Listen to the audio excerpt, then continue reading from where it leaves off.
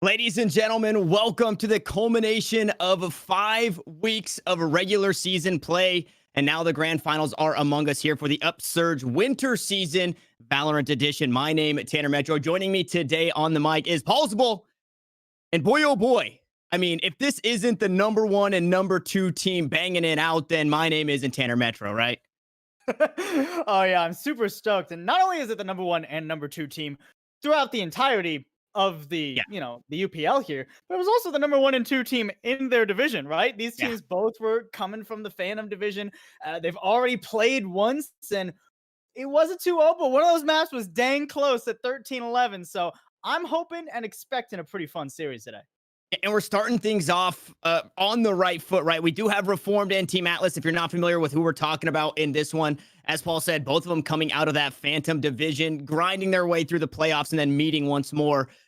The number one and number two team, what that means is we've got a 5-0 team who actually hasn't dropped a map the entire season in Reformed, and a 4-1 team, their only loss coming from who is standing across to them, right? At Team Atlas only dropping a series to Reform. So now they kind of get their payback. And the first couple of maps we're headed to, I believe, are Bind in a sense. So kind of that run back of a best of three. It is a best of five, which means that there is a chance that we get to see every single map today. And if you guys have been fans, you've obviously been following along. But Paul, more specifically, last week, you got to take a closer look, a peek at Team Atlas playing in the semifinals. So I would love to get your thoughts on that team specifically because Reformed has kind of been ninja when it comes to being on broadcast. Yeah, Reformed have had higher pastures calling Yeah. them, right? They've had some VCT games, so they've had to do some rescheduling, but now we get to see them here, and I'm super excited. I really loved Reformed, but calling back to what you were just saying, Atlas is a team that has come a long way, right? Hmm. In a very short amount of time, but they're also a very strange team. They're a team that has never in the, I believe, 6 maps they've played on broadcast, not once have they had the same roles.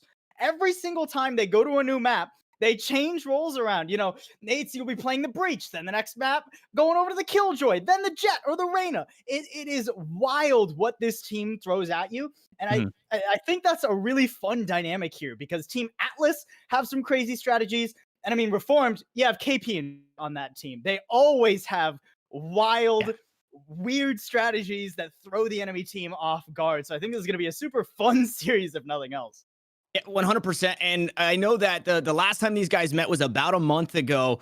A lot's changed since then, right? And if you're a student of the game, like these players are coming up in the tier three, tier two scene, you're seeing what those tier one teams are doing. And things are getting a little awkward, right? You're running that Sage on a handful of maps. And I think that kind of adds to another X factor. Are you expecting, maybe not necessarily because you know so much about these teams? I'm not trying to pick your brain like that, but is there a possibility that we see, maybe the Sage shows up on Bind, maybe the Sage shows up on Ascent, like we've been seeing teams like 100 Thieves doing? I definitely think that's possible, especially for Reformed, because we don't really have too much recent footage in this or even other tournaments from what I could muster as to what they enjoy to play on each map to map, right? But when Mhm. it comes to Bind, I don't think Atlas are going to use Sage. At least they haven't as of yet. They didn't last week, if memory Mhm. serves. They like to play pretty aggressively for their bind composition. We are going to show you all those maps. Remember, it is best of 5. This is how everything shaked out here. Bind, no surprises. Yep. Reformed, they won that 13-6 last time. Ascent, also very reasonable pick for Team Atlas's. That was the close map in the best of 3 these two played. Oh, am I back? Yeah. Okay. I was just saying this pick and ban makes perfect sense. These teams know what they're doing. 100%. And now we get to see a bit more, right? You have to play at least 3 games even to get to a 3-0 sweep in a best of 5. So we're for sure going to see split, which again, it kind of brings a whole lot to the table when it comes to mixing up your agent composition. And if you're Mhm. saying Natesy is playing this and playing that, then I don't see any reason why somebody else on that team wouldn't be picking up, like I said before, the Sage or quite possibly even that Viper. And then we've got Haven and Icebox to come on through. And we're just getting word that Astra is going to be available for this.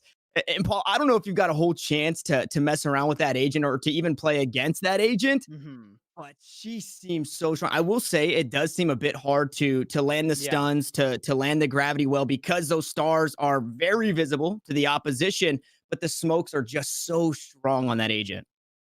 And that's the thing when it comes to Astra that makes it very difficult to really place how, when, or if Astra is Mhm. ever going to get use. Because, we talk about skill ceilings a lot when it comes to different agents, right? But skill floor is also something very important. Yeah. You have to be pretty good at Astra to even get minimal effectiveness Yep. out of Astra. Otherwise, you're mistiming everything. They just know where you're putting all your utility, and it doesn't accomplish much of anything. So skill floor is something very important to keep in mind. And also, like, the cerebral ability of a Mhm. player to anticipate timings and positionings to read the other team. IGLs, I think, who are able to flex onto those smokes are going to have a great time with Astra. But, outside of that, Astra's hard to pin down.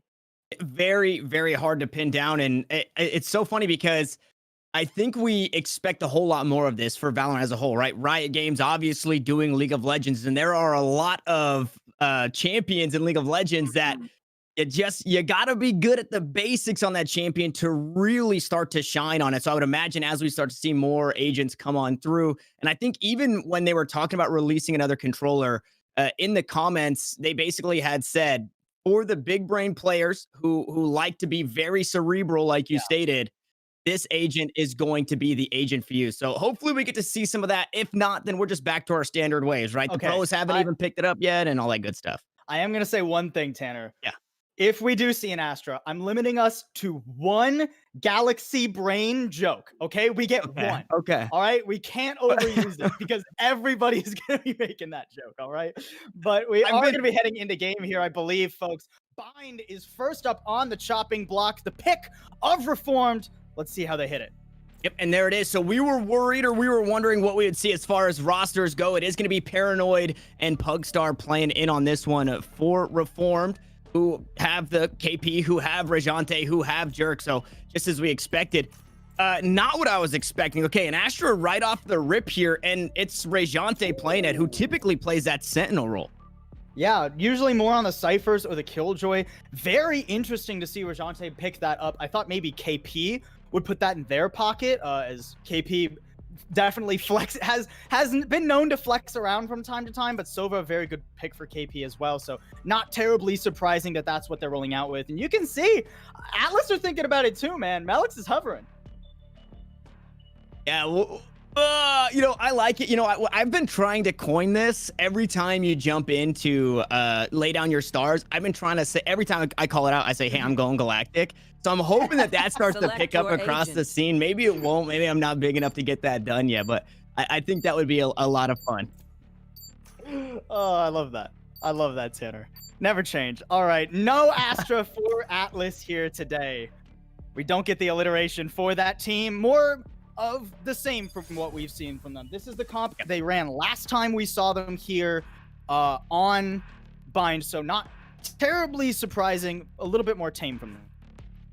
Yeah, I will say it's a little scary when you take a peek at the Sentinels, which there are none for both of these teams. So that's super interesting to me. We hear a lot of the tier 1 players, even guys playing higher up in tier 2, or people that just come from the CS scene saying, well, we watch our flanks, so that's what we'll have to do. So that is going to be one of the bigger things I think to take a peek at, is the flanks coming through on this one, because somebody's got to be watching it.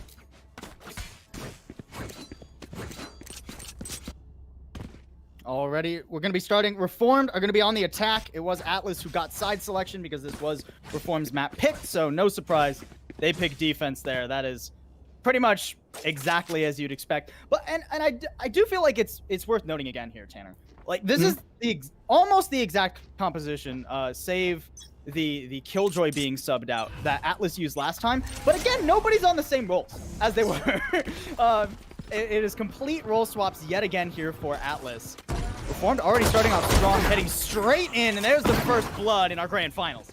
Yep, the new addition here, Pugstar playing it in the finals, going to kick things off, and we're seeing that frenzy meta still be a little prevalent. And it's not just a first blood at the start of the site coming out of showers. It's let's push all the way back and get as much control as we can. That's exactly what they do, and they basically force everybody up into that Heaven Avenue approach, and we'll see what they can do here. Firing squad inside of U-Haul, and the spike planted in, I guess, you opposite of default, so an awkward spot in itself. Flashes come through, stuns on top. Bash is able to trade a kill back. Now the Fuse gonna be stunned, and they're just running them down. It's Nacy, it's Pink, it's Wincio, it's everybody on Atlas coming up huge in the pistol. And that is what I was sort of talking about when I was talking about KP and Jerk and any team they've ever been on. They always have wild strategies, right? Have you ever seen a team on pistol go behind the truck, plant, and then stack in lamps? I bet you haven't, Tanner. No, Nobody never. has.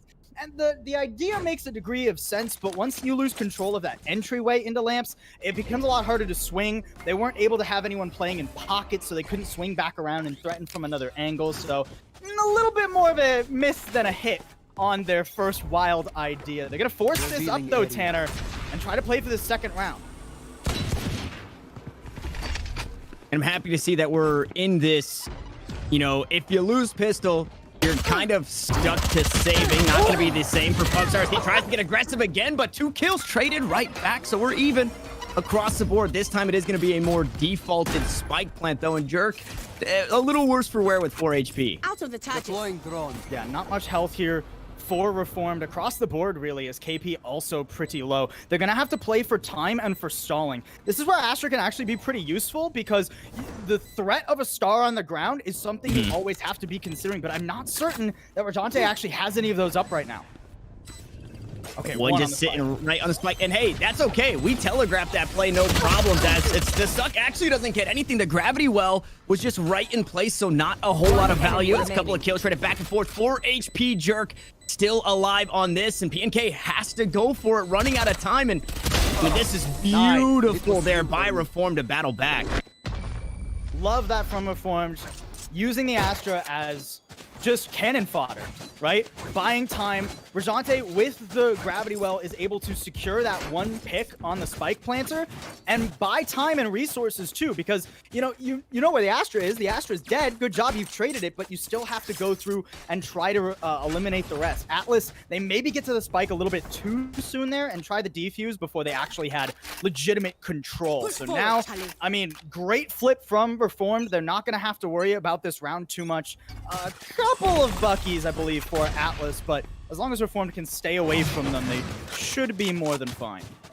And I used to be a guy, I used to be a player who used to say the Bucky's not that strong. And in the past few weeks, I've since changed my stance on it. Get the Bucky out of here, because it's just too dang strong. We saw how powerful it was in the last. And not a Bucky this time. It's going to be a stinger in the hands of Pugstar, who finds that first kill. And the classics at this point are just no match. Reform should make easy work of this third round. Yeah, so with that Bucky, not able to make anything happen up in Hookah. Bash is just going to charge forward, try and get something. Shorty in hand. I'm not really expecting too much to come from this. Nah, Jerk will shut it down. And there is the flawless. Reformed off to a great start. They're going to move into this next round, this 4th round, but it is a bonus for them, right? They got plenty of money padding their pockets here, and Atlas are working on just a few dimes. They have to make this happen. I'm wondering what Atlas are going to do. Normally, what you're seeing on the minimap is how they like to set up. 3 on B, 2 on A, and they will focus heavily around that gardens and B long control. But Reformed don't seem to really be biting into that right now. They recognize that a breach is really strong in that position, as well as the Sova. And on this pivotal round, Reformed have chosen correctly. They're going toward the weaker side of the map. Want to fight it? And a pretty solid call. They forced 2 to play outside of this site now, inside showers, and they could quite possibly be completely corralled. And as you pointed out, the economy isn't great here for Atlas. This is a round that they surely would love to have. As that Cosmic Divide comes through, it doesn't allow for a whole lot. One TP has gone through. This might be a bait, though. KP has the spike running all the way back through market, with Paranoid dying, just trying to jump out onto the site. Reformed, it felt like they had the inklings of an idea on A to set up this pinch onto showers, but they couldn't get enough control. They couldn't push out their own wall. They're coming back now, and Rajante is just chilling in the TP. just using all of the utility, just being like from 30,000 feet, spectating the game. Yeah. An early Hunter's Fury too. This is all just to buy time. Reform want to force Atlas into a position they're uncomfortable in. And now they're starting to figure out how to make this work. It seemed awkward at first, but once more, they've got them all corralled up and towards this heaven position, and the spike is down. So they're just going to have to send it in its low HP. As Wincio, 1 HP, actually, is able to not find a kill, but be there just in case Natesy didn't pick it up. And you find yourself in the same position. They have to just go to send it. They got to try and find now the ace for Natesy, who's run out of time. Reformed. Man, even when it looks to go wrong for a second, they pick up the pieces. Unfortunately, Jerk dies there, but they make it work for a third round. Yeah, and I mean, that's their bonus, right? So it's fine that Jerk dies. It's fine for everyone to die in Reformed there because they just wanted to take money out of the hands of Atlas. This is a light buy at best now for Atlas. And Reformed, at least in 2 out of the first 4 rounds, have set up really nice crossfires on that A site. It turns out when you're not stacking in lamps, you can really mess with the defenders, and you can really see how much time the Astra, as well as how forward Pugstar likes to play, how much time that buys off a retake, right? Atlas are enjoying to play for these retakes, not really getting much stopping power before the plant goes down, and it's just not working out for them right now.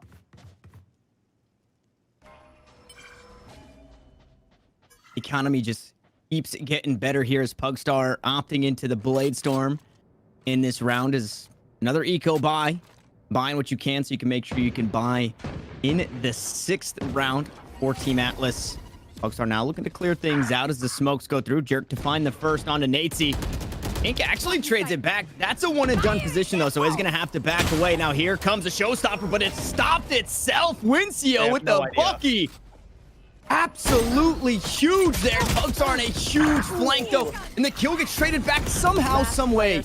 We find ourselves in a 2v2, make it a 2v1, make it a 1v1. As KP Vandal in hand, Alex a Bucky, and we're gonna see just how strong this shotgun can be as they play a bit of ring around the Rosie. Oh my god, the timing is just so perfect. He finally spots him out, and here we go, toe to toe, 10 paces back to back.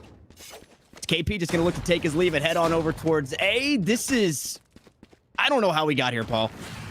It's been kind of wild, right? Ever since Pugstar got into Elbow, this was bound to be a weird round. And not able to find more than one off that Blade Storm. The thing here, though, is that a gun has been recovered, right? Melix has an actual Vandal and a little bit more health, if I've done my quick math correctly, than KP. Both smokes available. Recon Dart is going to be very valuable, but as close as KP is playing, these shock darts probably aren't going to be the most useful. So this is still a very winnable round for Atlas off a very cheap buy. Yeah, a very cheap buy. And at the end of the day, you're looking to hurt the economy a bit here, and you've done just that.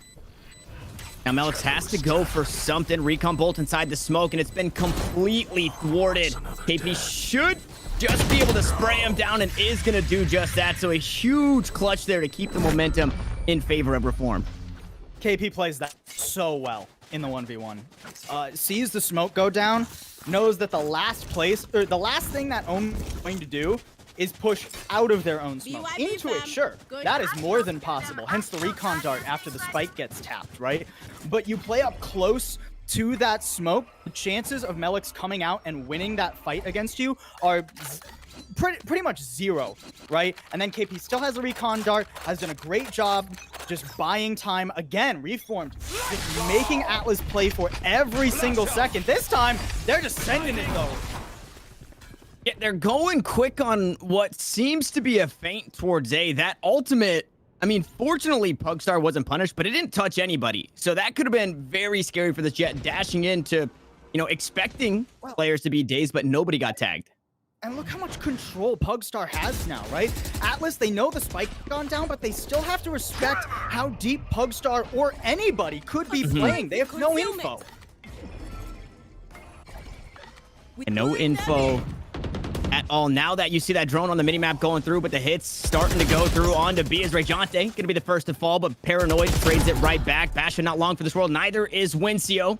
We'll see if that spike does choose to get planted. No, it's a teleport back, and I'm not sure if anybody was in range to hear that. They have 0 clue. Atlas still holding down this B site.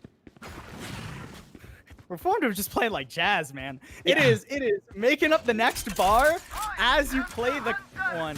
Hunter's Fury here is going to stop the spike plant, but I mean, this shouldn't get any actual damage tagged. Still 30 seconds available.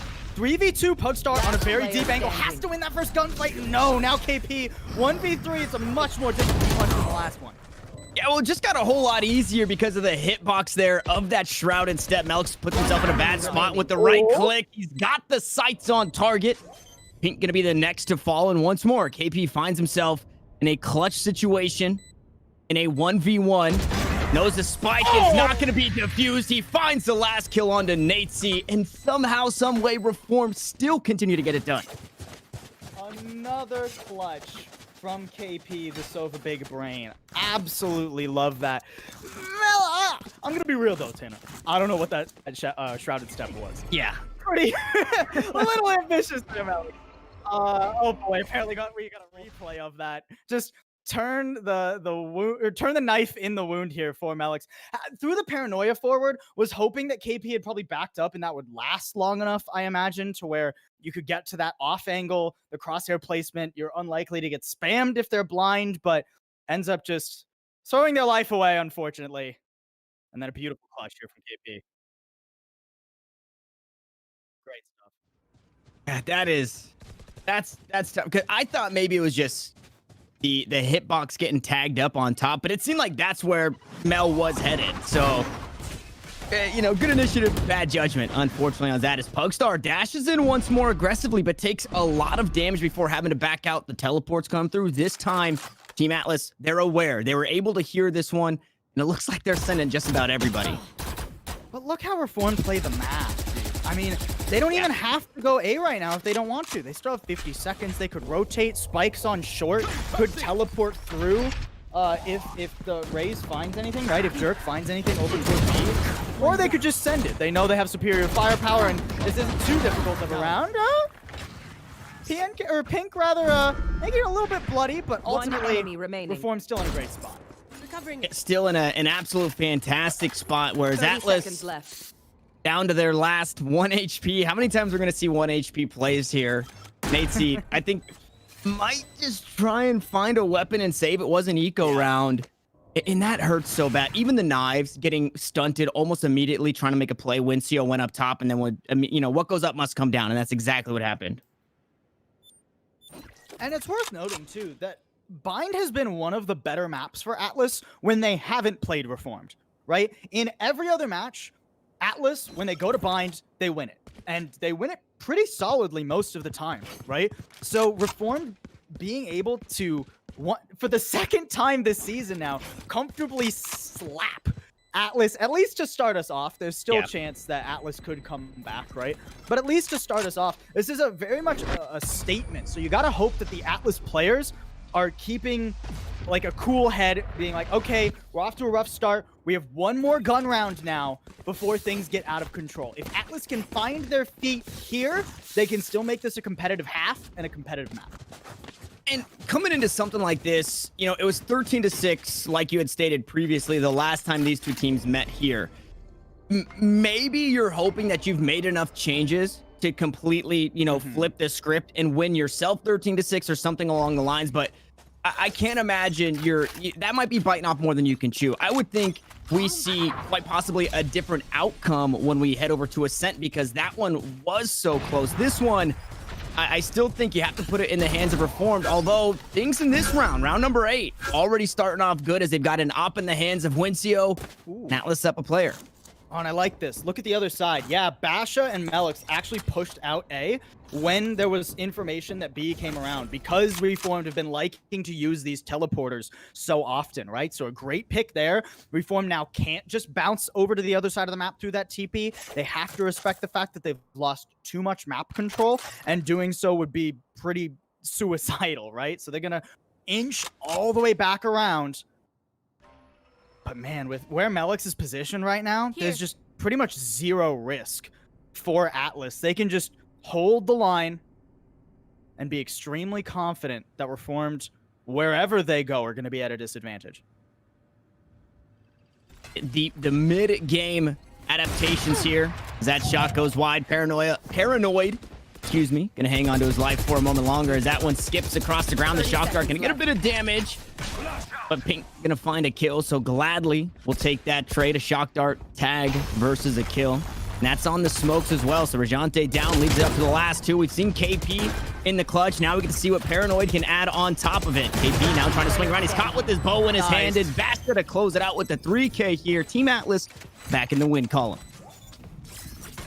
A breath of fresh air for Atlas. Still got a ways to go before they can feel confident about how their defense has shaped up, especially considering that we are on bind, and more often than not, this is a defender-sided map. Oh, admittedly, this is a very different meta, so maybe I'm calling that one too soon. We do have a replay coming out here of that final fight, and that is a really great recon dart there too by Pink, right? And I love the confidence from Atlas in this round. They just held their ground. They weren't afraid. They didn't get antsy and over-rotate or anything. They didn't play into Reformed's game. And that's what we needed to see from them after, you know, it was 1-6 prior. Those are the kind of plays I want to see Atlas keep making. Push Reformed to the edge. Blinding.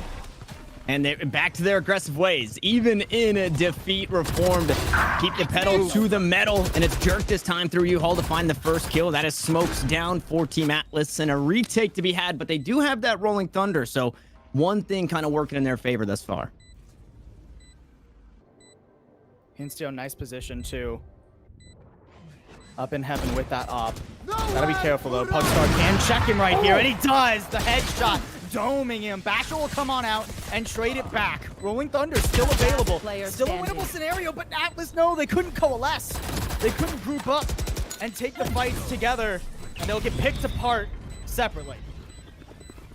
That is a tough spot to be, and it hurts even more so to see that op go down the way it did. You saw Wincio trying to dash away, and sometimes you just don't make it out, and that's exactly what happened. So not only does it hurt the economy big time, but it's Reform just regaining control, right? You talked about a breath of fresh air for Team Atlas, but what did it mean? If you can't string a few together, you're still in this position.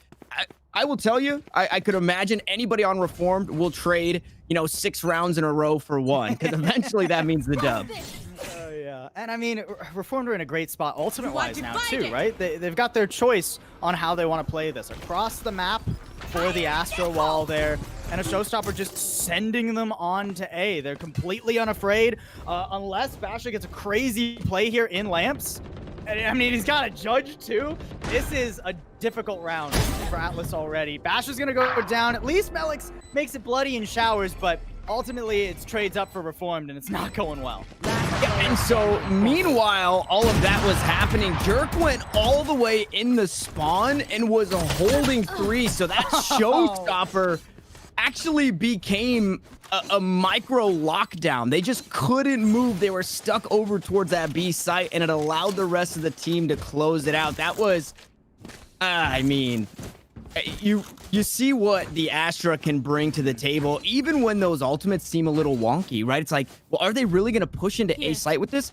Absolutely they are. They're going to satchel charge in, they're going to dash in, and they're going to find a way to win it. Reform just looks so good right now.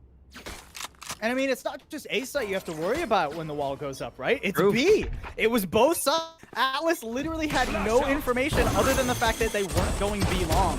Now they're going to try and send it out. They'll catch KP. Trade 1 for 1. That's not bad, considering the economy that Atlas are working with, but they're not going to be able to recover that gun. So something needs to come out of this flank from Basha and Melix right now. They're getting a lot of control, but they need to pressure Reformed and then keep their heads on a swivel.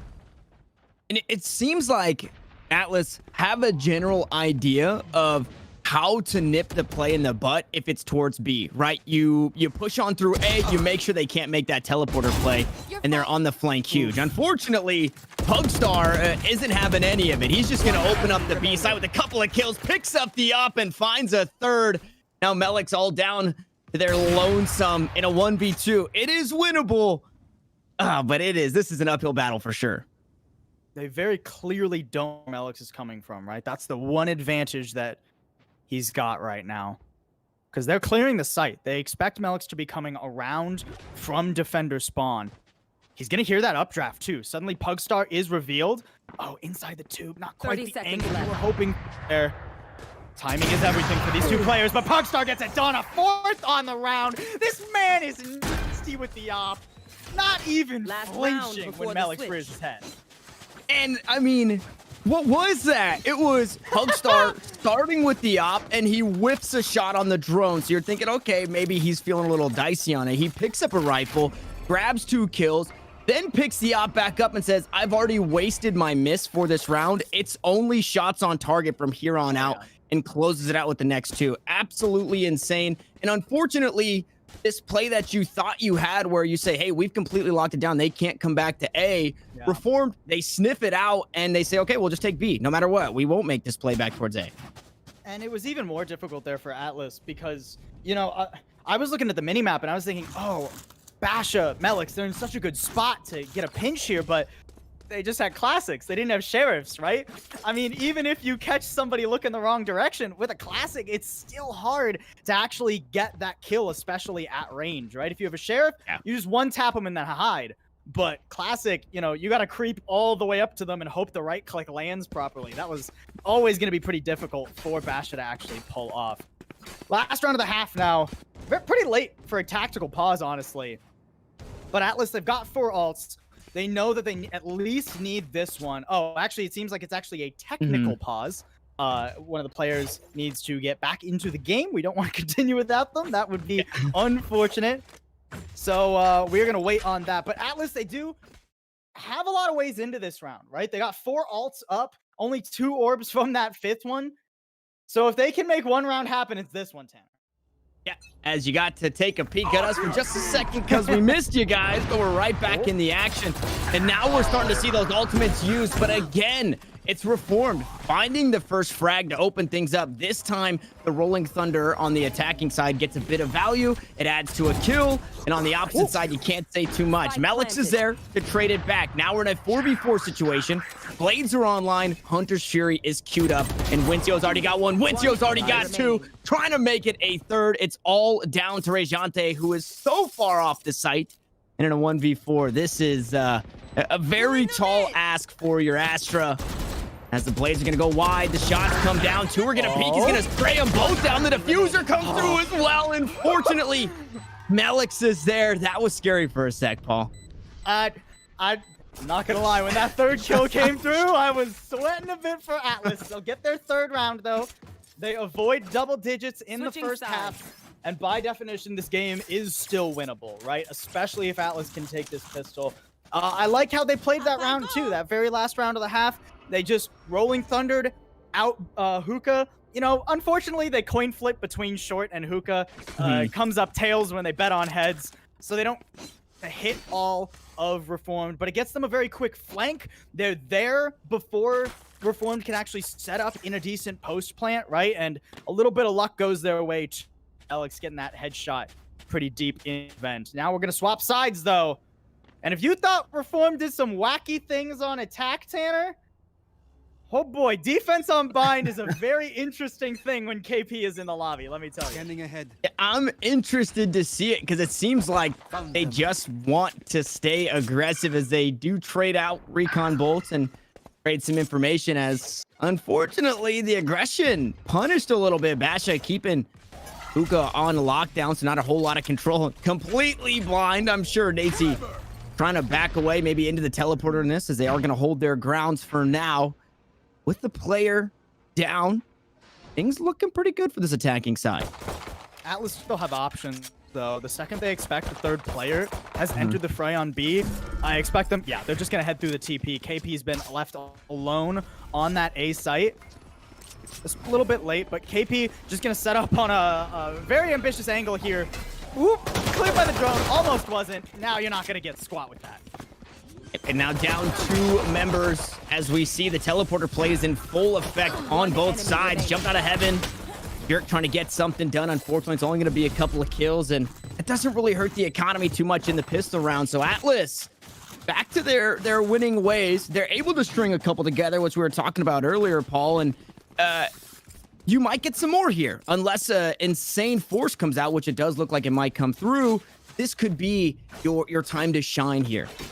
It is much harder to force on the defense. Reformed playing a much riskier game than when they forced after losing the first pistol of this map. But I mean, Bucky's on this map are nasty.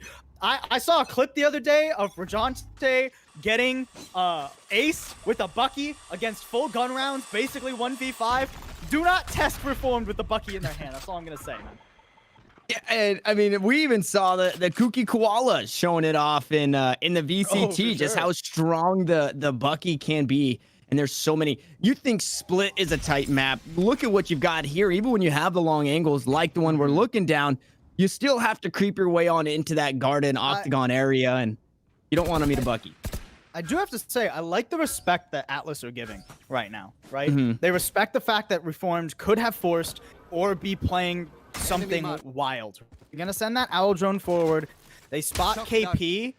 Don't get much beyond that, and then they get smoked out. So he's still non-committal now, eventually coming back towards A, but they haven't gotten much info or map control in this mid-round.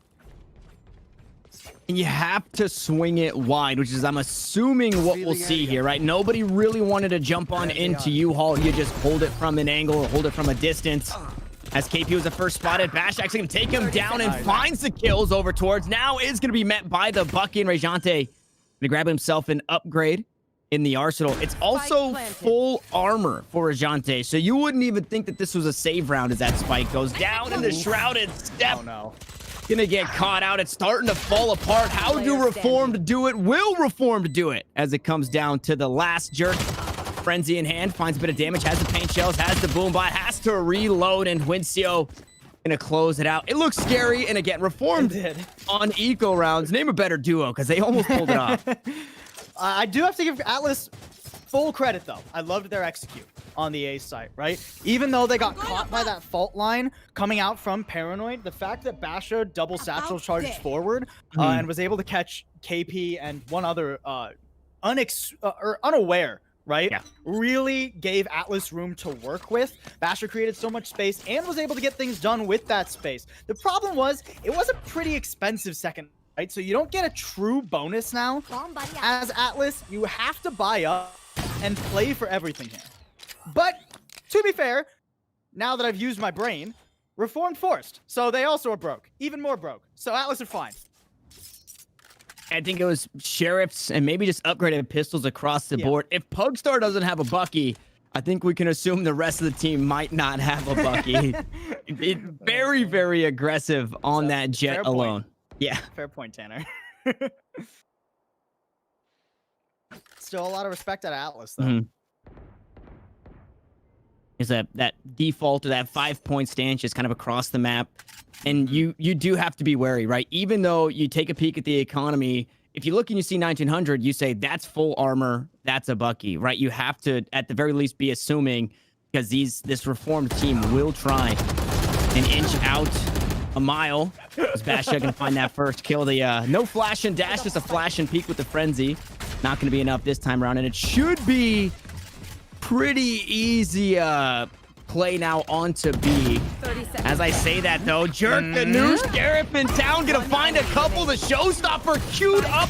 And how do they do this? Natesy is still alive, but he's basically out of health. This Bucky gonna spot him and take him down, and Reformed do it again. What'd you say? What'd you say at the end of last round? Right? Reformed and eco rounds? Name a more powerful duo? I'm not sure I could, Tanner. I'm not sure I could.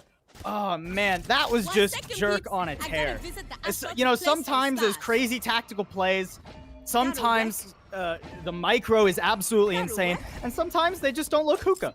And you have 2 easy shots with the sheriff. You get your ult and you blow him away. Great work there from Jerk. And double digits now for Reformed.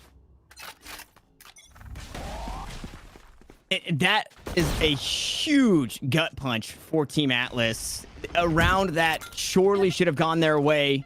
It goes the other way, obviously, and this one kind of looking to do the same. A lot of damage already traded out onto one. A kill onto Natesy for Jerk, who's typically good for that multi-kill. The Boombot running him down. Wincio is able to get away, but not long for this world is Wincio. Not long for this world is this Atlas roster here with the last 2 standing. And it is just I mean, very, very oppressive here on the defensive end. Reform still just taking the fight right to him. Who's attacking? Who's defending? You can't even tell. Look at the position. I mean, you know, your guess is as good as mine at this point. Flip the coin. Yeah, seriously. I mean, to be fair, it is eco, right? So Reformed, they have a very slow and controlled push, I would say, but still, you know, a push out where Reformed are going to do Reformed things. This is pretty much the last gun round for Atlas now. If they want to make a stand, if they want to make something happen, they got to do it here. So I'm looking to see some sort of macro strategy or a hard set execute that they have practiced, right? They've got Showstopper as well as the Blade Storms available from the shadows for some info. It's a little bit hard to contend with that Astra ult, so we'll have to keep an eye on Rajante to put, you know, some thorns in the side of wherever Atlas decide to go.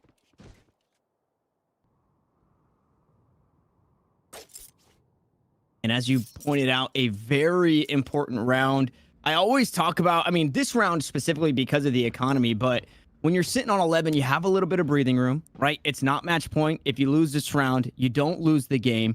So this is when you want to start to mount that comeback, because when you do have a flub in your momentum, should you start mounting a comeback, you've got that one round to play with. So I'm hoping to see here for Team Atlas, right? The blades are out. Mel has the From the Shadows, so could use that to either get some information or some positioning. And then the Showstopper could absolutely be huge here. It looks like they want to take the site. The one-way smoke not going to stop Wincio from pushing on through. Basha also looking for some more. Unfortunately, going to go wide on the Showstopper. Rejante walks away unscathed. And the rest of the squad now having to dodge, duck, dip, dive, and dodge as KP finds the first with the Hunter's Fury, and the spike is yet to be planted. The wall comes up now too. 30 seconds Splitting left. Atlas in half. You can the mini map, they're actually split between that wall. That's actually good for them. It means that they have more control than expected. And so that's not good though. Whiffs on the right click there. Almost got the third tag that was necessary, but not quite. Atlas getting pincered now too, Tanner. And it just doesn't even feel safe to try and peek this spike. Smell gets run down, Paranoid on 10 HP. Still finding ways to make it work. Able to find the stun onto both of them, and it should be Jerk to close it out. No, Nazi staying alive, 70 health. Cuts it down to a 1v1, but we've seen this story before. It's KP once more in a clutch situation. Now back on top and Reformed to match point. Right here. Poor Nazi. If things had worked out a quarter of a second differently, Nazi had a real chance to make that happen. But while Nazi was fighting off the two people by lamps, he heard the spike get tapped. Didn't know if somebody was on it or if somebody was sticking it. Had to swing out into KP, who was ready and holding the angle. If that spike hadn't been tapped, Nazi could have played back, played for the fault line, and nailed that clutch. But now we sit on map point for this first map of Bind. Keep in mind, this is about how things went the last time these two teams got here. It was 13-6 last time. So this is definitely how we sort of expected things to start. But Atlas would love to put a few more on the board. It's not off to a hot start for him, though. Now, not looking very doable as Pugstar back to the multi-fragging ways. A quick 3K. Again with aggression down towards B-Long. And not long for this world as Rejantes. They start to battle back here. Team Atlas, low HP on the Jet. Does have the blades. Yeah, spike down. That is... Reformed or just Mama Bird in this one is sitting right on top. Is Pugstar going to stay right click range and stop really any way on through? There it is. Fourth kill coming through. The fifth kill to come through. An ace for Pugstar, and Reformed shave a round off the top since the last time these two met and go 1-0 in the series thus far. And I mean, Pugstar living up to his name there, right? With the aggressive play, really feels like a star and has a very quote-unquote puggy style, right? You know, that aggressive, off the wall, we're just gonna go for it and do crazy stuff, but backed by the execution and team play of Reformed. That's what you love about this roster. They do crazy stuff, but they're always on the same page about it. They're always doing it together. It's not one player like, I have a weird idea, let me see if this works, and then going off and dying out showers alone, right? Great first map from Reformed. Definitely not the start Atlas we're hoping for, but it was Reformed's map picked. We go on to Ascent next. Yep, Ascent coming up here in just a few moments. And this one, again, like I kind of stated in that last, is where I'm expecting to see some changes made. It was 13 to Mhm. 11. It's as close as a game gets without going into overtime. So I'm expecting Team Atlas to come into this one with a bit more fire.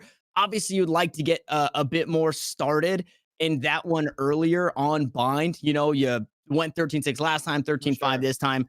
Hurts a little bit, but what makes great players is the ability to kind of shake things off. And if you've got, any kind of, if you've got that winner's spirit or that winner's heart, you're also thinking in the back of your mind, we might take these guys into deep waters in some of these other maps, right? We still have Split, which we are going to for sure. And then we have Mhm. Haven and Icebox to play throughout. So those could be the maps where we really start to see Team Atlas shine. And I don't want to jinx anybody. I'm so bad. I really don't like predictions, but I would think that, Team Atlas could at one point quite possibly be hoping for that reverse sweep with those three maps on the horizon towards the latter half. Now, with that being said, these teams are going to take a short break, as are we. And I would hope that you guys do it too, because like I said, 13 to 11 on Ascent means for an absolute banger. You guys do not want to miss. We'll see you in just a sec.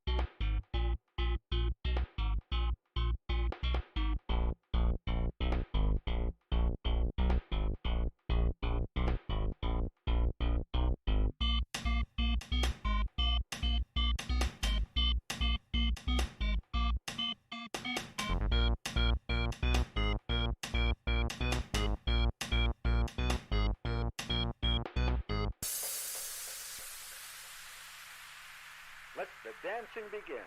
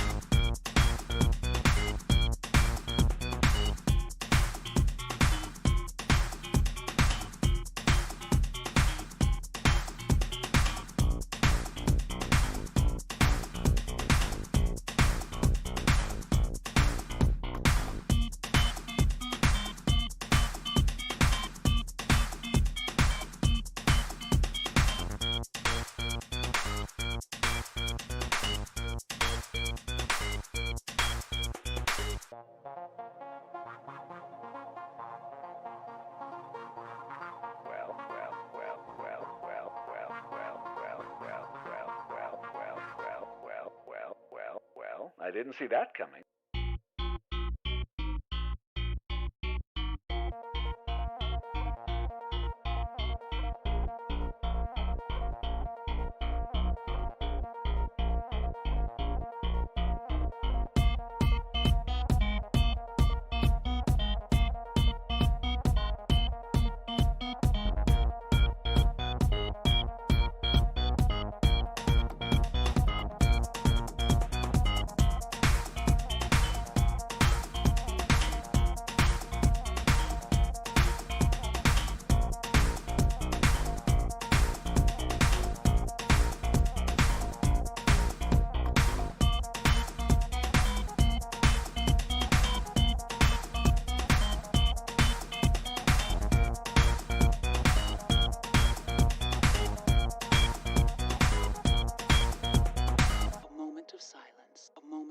moment of silence, a moment of silence, a moment of silence, a moment of silence, a moment of silence, a moment of silence, a moment of silence,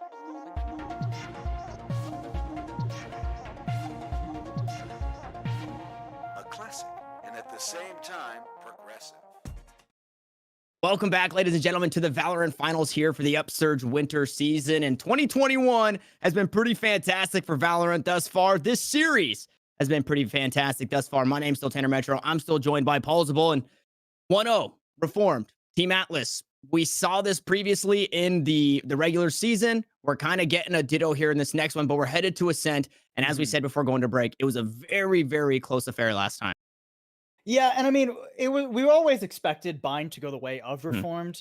When these two played each other in the regular season, as they were both in that same Phantom division, it was 13-6, right? So as you said, you know, one less round given away by Reformed. But despite that being one of Atlas's better maps, it is Reformed's far and away best map. As long as I've been casting KP and Jerk, they've always been really good at Bind, no matter what team they're on. We go to Ascent now, and this is where Atlas have a chance to really flip the table. Atlas, I don't believe, outside of the match they had against Reformed earlier, have lost this map either. So still a very good map for Atlas. Unsurprising that they would pick it. I believe this is also the map they selected last week when they played Frontside. So, you know, Bind has been a good map for Atlas, but Ascent is even better. And the last time these two teams went at it was 13-11. So I'm expecting this to be a much closer affair. Yeah, and so we kind of talked about it before the broadcast, right? This Dreamland roster, or this Reformed roster, right, previously known as Dreamland, they've been making changes. So the roster, as it stood before, had Hijinks and Arianarchist the last time these two teams met. So we're kind of talking about the 13-11, the 13-6 that we saw. And it just hasn't crossed my mind until right now that this could be the strongest iteration of Reformed, right? We could see some more dominance on Ascent just because of those changes that have been made to the roster. And it is, of course, worth noting that Atlas have also become, you know, they've also leveled up quite a few, you know, power levels as we've gone throughout the season. But Reformed, we can't really quantify, right? We haven't gotten to see them as much on stream. All we know is how strong they took that first map and how confident they must be heading into the second one. They are going to make a couple swap ups. No longer the Astra or Agente. They definitely want an information sentinel here on Ascent, right? You very much need that Cypher or that Killjoy, so you can't play around with that not being in the composition at all. A couple of role swaps too.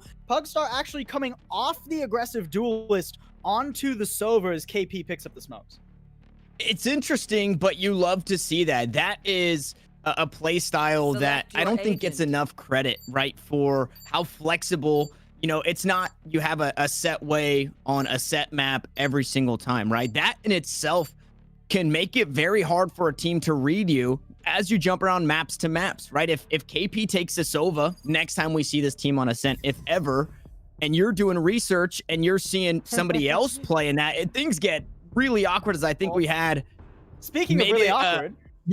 As we went, welcome to the lobby. Apparently did not select their agents. I do kind of want to talk about what we were seeing, though, because, you know, you were talking about role swaps, right?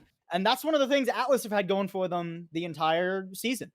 Every time they load into a map, everybody's playing something new, right? They never keep the same thing twice.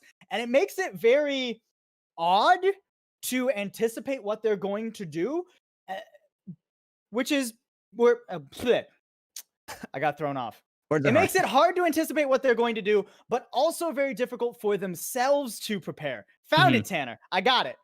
It doesn't matter how you got there, just as long as you got there. No, and I Tell that to my completely college agree. professors. Right. I think there's an X factor, right? And it's kind of could be that help or hurt. So I there am we go. excited to see the changes being made in this one. And like we said, it was very, very close on this map before. I am very excited to see teams move away from the double duelist and add that extra bit of oomph, whether it be a Sage or in this case, it's Paranoid back on that breach. You have that flash. You say, hey, we don't need a jet op in this one. We're going to play with that breach who I feel like is argued across Valorant as the #1 agent, the best agent in the game. I think there are so many people who would go to war with that statement. I think that would be a fair gun to ride into battle with, right? And again, Paranoid, I mean, Paranoid did a great job on that breach for the first map. So no surprise that Atlas maybe want to try and swap things up here. They're not opting for the breach themselves. Going for relatively, you know, I don't want to say it again, but like sort of that more puggy NA kind of style, right? They've got the Reyna, they've got the Jet. Huncio and Pink going to be looking to very much take a lot of duels. And the last time we saw Atlas on Ascent, the reason that Huncio and Pink could take so many duels is because Natesy had such dominant control of the map on defense. Now, Atlas are going to be starting off on the attack, so I'll circle back to that point later. But Huncio and Pink go kind of crazy when they play duelists on this map. So I'm excited to see how they start us off. Seems pretty tame, at least initially, for Atlas. They're not, you know, just sending it through a main or anything crazy. Yeah, Spike on the ground, I think, tells so much for a team, and probably even now harder to read as to what is this team doing? We just expect them to play aggressive. Now they're playing slow, and I mean, bit of damage on the way out there as that Spike is finally picked up and rotated. Door going to be closed, and I wonder if we see that broke. Okay, it does sound like they are going to break that. So that is a big takeaway in itself. You know, you can't get onto that site and close off tree. If there's somebody playing there, you're just going to have to go toe-to-toe, and, you know, Reformed love gunfights. And another thing this buys Reformed is that now every single angle has to get cleared out here by Atlas, right? They have to slowly wait, peek everything with at least 2 or 3 players if they want to go through A main. And they have pretty much no info elsewhere on the map, right? I mean, Pink is rotated out of mid, didn't push that up because wasn't going to have support as the A lobby players were dealing with the push from Reformed. So now we're down to like 35 seconds. KP's just spotted that there's nobody in mid. They know nobody is over toward B because of that camera.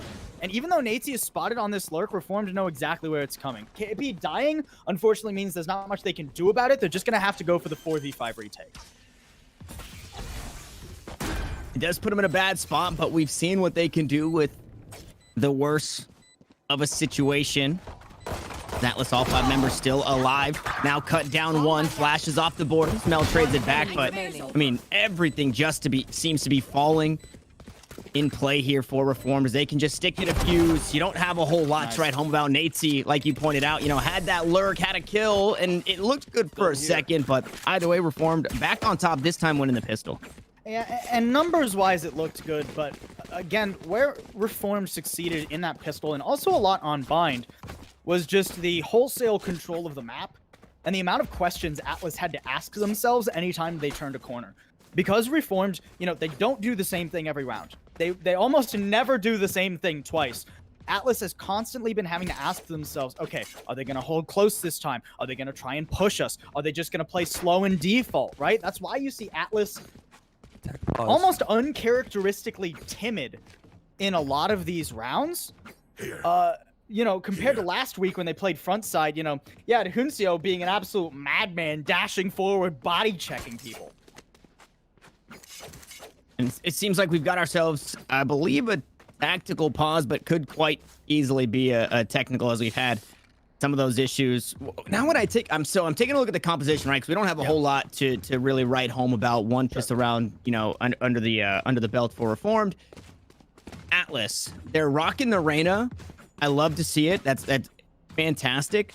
But the flashes just don't really feel there for that agent, right? That's the trade-off. The Phoenix, the Paranoia is a near sight, the Lear is a near sight, and the Lear has to be line of sight. If it's not on your screen, the Lear's getting no value. If you throw it too high, you throw it too far back, somebody could be playing right in front of it. Whereas the Breach or the Phoenix, if that flashes anywhere on your screen, sure, it might be shorter if you look away, but you're still getting flashed no matter what.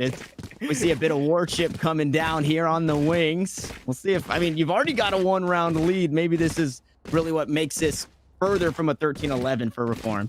You know what would be really great? If they just did this all the way into the round. They won't, because they're not dumb, but I think that would be really funny. Going back to what the actual smart point you were making, though. I do have to agree. The Reyna is something that, a lot of people talk about NA, EU, Korea, right? And Reyna has definitely reared their head most in the North American scene. And there are some advantages to it, though, right? The Lear, while it's not necessarily as universally powerful as the the Flashpoint from the Breach, you do get the opportunity to just stick it out and 100% clear an angle, right? You're not worried about whether or not your flash landed. True. It's there. You 100% have that angle cleared. And as long as there aren't 3 people holding that and one of them shooting and then 2 of them shooting you, right? You're going to be able to get value out of the Lear. The problem then comes when, you Lear an angle and there are 3 people watching it, because then you're not going to be able to run out very effectively. You're going to try and trust your Lear and then just get bodied. But there are still advantages to running the Reyna. I'm gonna have to be convinced that it's gonna be as good as the Breach, especially from a coordinated and trusting team like Reformed, where they will just 100%. All right, here's the flash. We know it's going down now, and we know we're gonna swing off of it. So it's definitely more of a risk, I will say that. But it also requires less coordination and gives Pink sort of that agency around the map too. Pink can go for 1v1s, can look to isolate people, and be a bit more of an individual threat than Paranoid would be. And you can't flash your teammates with the Lear. So there is also that. Yeah, you have that. So if you do lack a bit of that coordination, or if Pink is, kind of doing a my own program type thing, you don't have to worry about flashing your teammates. You can still do that. Now, you noted the last time on this map, it was Wincio and Pink who were just completely fragging out. They kind of controlled the server, and it ended up in defeat 13-11. And that kind of, I guess, raises the question for me, is that the type of performance that we have to see, or can the rest of the squad for Team Atlas, come together and have some pretty standout performances? Because if you're putting all your weight on your duelists, you're already in a bad spot by losing that pistol. You're almost guaranteed that, I shouldn't say guaranteed, but a lot of the time you have that. Now you're taking the percentage play. You're going to lose the next round and have to wait for that round 3 buy. So it feels like a whole lot of weight. And I guess that Reyna is the agent that at the end of the day, if all else fails, Pink can just frag out. And, I know that's not the best analysis that you can give a game, but you're not wrong though, right? And to a degree, that's kind of what Atlas are depending on. But what I want to see from the Reyna is not just, can Pink put up the numbers? Because we've seen Pink, we know Pink can put up the numbers. But what can you get out of Pink putting up the numbers before the rest of your team is dead? Because Pink kills 3, that's great. But if he's the only one left and it's still a 1v2, you're asking for an ace to get a lot of these rounds, right? And the same thing can be said about Hunso on this Jet. So I need to see the utility coming from the other 3 members, coming out in a coordinated way that really enables Pink and Hunso not only to, get those crazy pop-off performances, but to get them solidly and early before things start to go awry. And this is interesting. Okay, I was gonna say now those players are starting to move. We're still waiting on that spike. I was a little worried. Yeah, I was thinking that maybe tactical pause to use the restroom. Haven't made it back yet. Okay, there we go. Everybody moving. Okay, we're good. Unfortunately, you know, you're mowed down to the last couple. And this is really what we noted. You're expecting to lose this one after losing the pistol, putting yourself in an awkward spot. But now we start to see things get heated up, right? The first rival for Atlas. It's the anti-eco, right? I mean, Atlas were always going to lose that. So no worries there. Reform do get out of it flawlessly, so they have a very powerful bonus now. Bulldogs, Ares, excellent on this map. I mean, you always have to be respecting the Ares and the Odin over toward B main. It has fallen out of fashion a little bit, but that crazy spam through the wall is still as strong as it's ever been.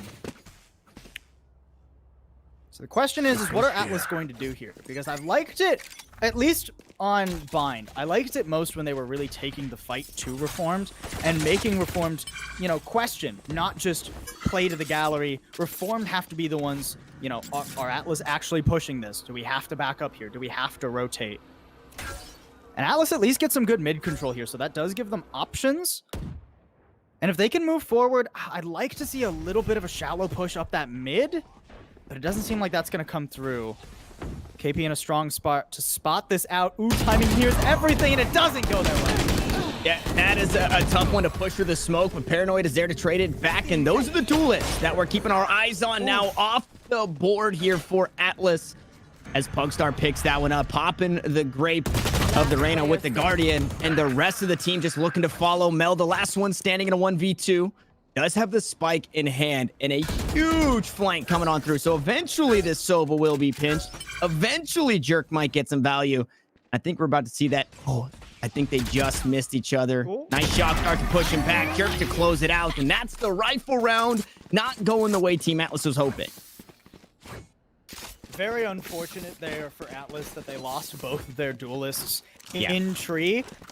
And that's sort of what I was worried about coming into this, right? Because the Pink and Hunso very much on the same page. They more or less knew what they wanted to do, but there was a little bit of utility mishaps, right? As Hunso is swinging out, the Leer is going up, so you can't effectively take that 2v1 that cost Hunso his life. Then Pink doesn't get like a smoke, so can't really safely cross from tree onto the site. Has to use the Leer, and like the one player was sitting under it, so it didn't actually blind them. There's that line of sight you were talking about earlier, a problem with the Leer. So it all just goes awry for Atlas in a lot of little ways that added up very intensely. Dante already getting one in this round too, playing from a very safe position as well. Great read here from Reform. They're gonna have a strong retake. Yeah, I'm gonna have to take a look at where that trap wire was because the Jet dashed through and didn't hit it. So the rest of the team thinking it's safe to push on, and unfortunately that wasn't the case. Now, fortunately for Atlas, they've got that spike down. They're rolling Thunder, gonna clear out the site. Everybody dazed on up. Basha holding it down from the back of sight. One of the last ones standing here as Mel goes off the board. Sheriff in hand, but nothing to write home about. KP cleans up the last two. Reformed move to 4. And now your max loss bonus. You bought a little bit there, but you should be able to buy in the next. So rifle round number 2. Team Atlas, you got to buckle in here. Yeah, and even though it was, you know, gun round for Reformed and eco for Atlas, I do have to get, I really do like how Reformed played that retake, right? They got control of the main area outside of B, then they just rolling thundered. They didn't even clear B main because they knew Jerk was coming around, and if anybody was going to swing that out, Jerk had the perfect timing to catch them anyways. Great stuff from Reform. That's just what we love to see from them. Now Pugstar picking up an op. I mean, does play the Jet, right? So whether it's Sova or Jet, an op in hand, and a heavy stack towards his A site too. I think that's a fairly decent call, right? A quick A didn't work. This time the Showstopper looking to get something done as the Aftershock going to follow up. And it's just a bit of damage. Oh, a lot of damage. First onto Mel with the Showstopper. Then onto Basha with the Phantom in hand. Jerk just looking to play so aggressive. And the flank behind him. KP shutting him down.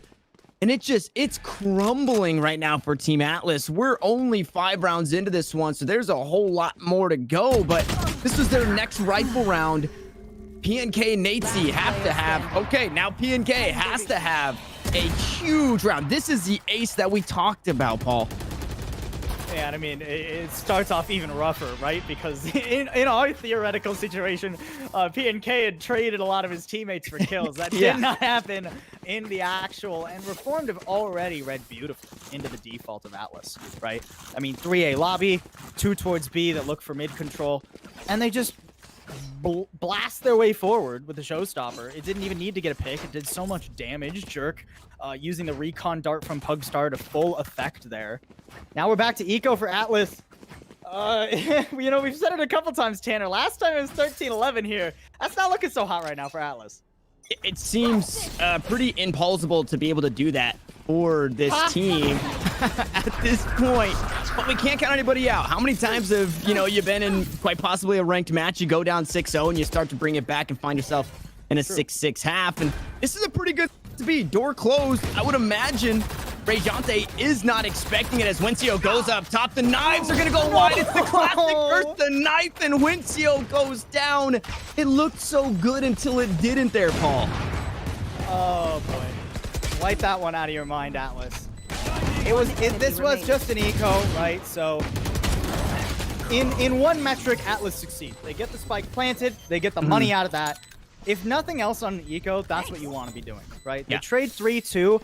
If this wasn't 6-0, trading 3 for an eco would be great. But, Reformed, they're living off old money at this point, right?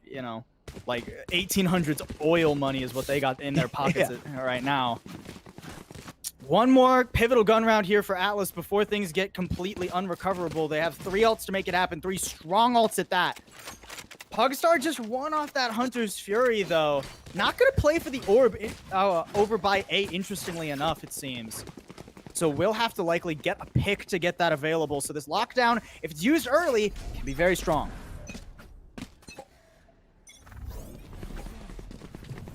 And that is, I mean, it has to be perfect here. You cannot give that kill over to Pugstar.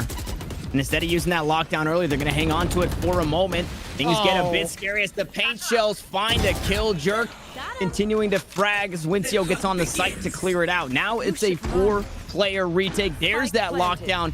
Unfortunately, they bought enough space. They bought enough time. There's no Hunter's Fury. There's a handful of flashes. There's Paranoid trying to spray him down, but it's red across the kill feed. Now it's all up to Jerk. Okay, is going to get detained there. The turret is banging him down here, and they know exactly where he's at. They can go on the hunt and try and find the kill. There is no way. Jerk does not get this done. Finds the first kill, and everybody now playing it safe. They know, okay, things just got a bit more doable for the Rays. We've been 1v4'd by Jerk before. Let's not risk it, guys. We really need these guns, and they do, right? Oh, okay. Hincio's just barely going to get away there. So Atlas, great round from them, right? And those are the kind of rounds I want to see more. Less of these defaults where Reformed are just blowing you away, right? More of these aggressive rounds where you catch Reformed off guard, you blow past their defenses. Great round. In all honesty, from Atlas, that lockdown was saved until it was absolutely necessary, so it forced Reformed's hand to push forward early. You could see Paranoid trying to make those flashes happen so they could get on and swing that lockdown and destroy it, but Atlas hold the line, and they at least get one. Not nearly as much available for this next round, though, and you got to chain a few together if you're Atlas at this point. I completely forgot about this skin line coming out, so I'm so excited to see it. The infantry skin line in play on the operator here. On the attacking side, mind you. So Wincio looking to get a little crazy. They do find a tag. No Hunter Fury to follow up, and it's still slow. They've got some information, and they're still trying to digest where to go on this one. Uh-oh. Goodbye. Hincio's just gone as quick as he could hear the sound cue. That is how he falls. Oh boy. And now Atlas, they're stuck in B main too. A Cam's gonna see him really early for this B execute. This is looking a little dicey. It's an absolute mouthful there. Not able to digest with that showstopper. And there it is. It's the tripwire again. Rejante able to find it. And it's not a wallbang. So where is that trap wire? As they just mow down the rest. It was another buy after a round win, but answered back by a flawless victory from Reform. Love it. Absolutely love it. Yet another great push from Reformed. using Jerk has one Paranoid to death. cover for that showstopper. Yeah, Jerk's only died one time in 8 rounds.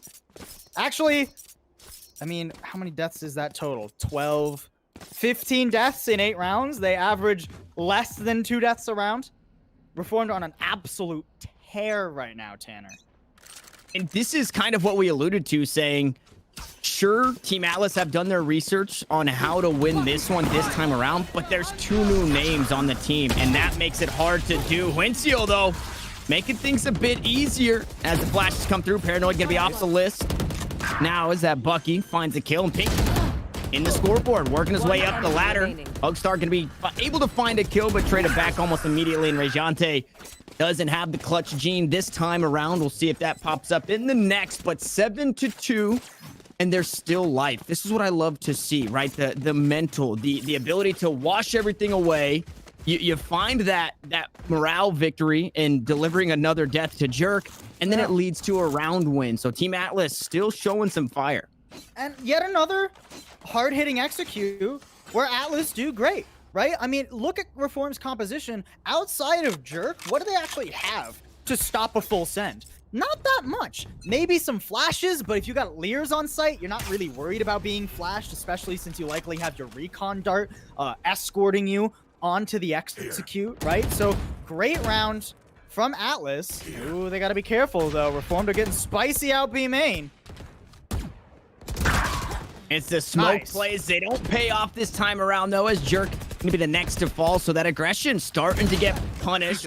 The read starting to come on through as Pugstar, once more, only going 1-for-1. Now in a 4v2. Very, very doable. So far away from a body here is Rejante. So that neural theft out of the question. The Rolling Thunder might not get a whole lot either. And if it's a play towards the safe side, Paul, it's looking like a 3v2. It's actually looking like a 3v0. No more charges left. And I mean, at this point, even if Reform survive for a full retake, oh, okay. I was going to say the Rolling Thunder won't get much, but it just completely whiffs. The timing there is not ideal. Rejante will swing out, though, and take out Basha for pretty much free, though. So as this rotate goes back over to the other site, Rejante yet again reading this. He's going to cut them off in mid. That trapwire is going to let him know where they're coming from, too. Reform not out of this by any means, Tanner. On the aftershock, try and split up the team here. It does do just that. Wincio's pushing through here. Could have himself a nice flank, but Paranoid sniffs it out. And 2v2 we go. Hunter's Fury available, but not much of a post plant to be found as Natesy is expecting a flank, and Rejante closes it out. This time around, he's good for the kills. Absolutely ridiculous. Poor Natesy there, man. I understand the individual micro there from Atlas, and they didn't have the wrong idea necessarily, but timing really was their worst enemy. If Huncio maybe played that safer in mid, Natesy and him could have kept market more solidly, but the second Huncio pushes forward and dies deep in defender spawn just because the timing doesn't work out and Paranoid's expecting it, then Natesy has to keep his head on a swivel. He doesn't know where Paranoid might be coming from, and from there you're just done and dusted against a Cypher and a Breach in a retake when you're just a lone Sova, right? Still a doable half for Atlas. 4-8 wouldn't be terrible by any stretch of the imagination. Be kind of careful, though. They're posted up very heavily here, already getting the Boombot and the Paint Shell out of Jerk. They've gotten rid of a lot of the tools, but Tuncio, once again, I don't think got much out of that Blade Storm. So this is, whoa, quickly turning into a bloodbath. Yeah, things have been even, but again, we're expecting a handful of members maybe not to have the arsenal. Now they don't even have the spike, but the kills just continue to go back and forth.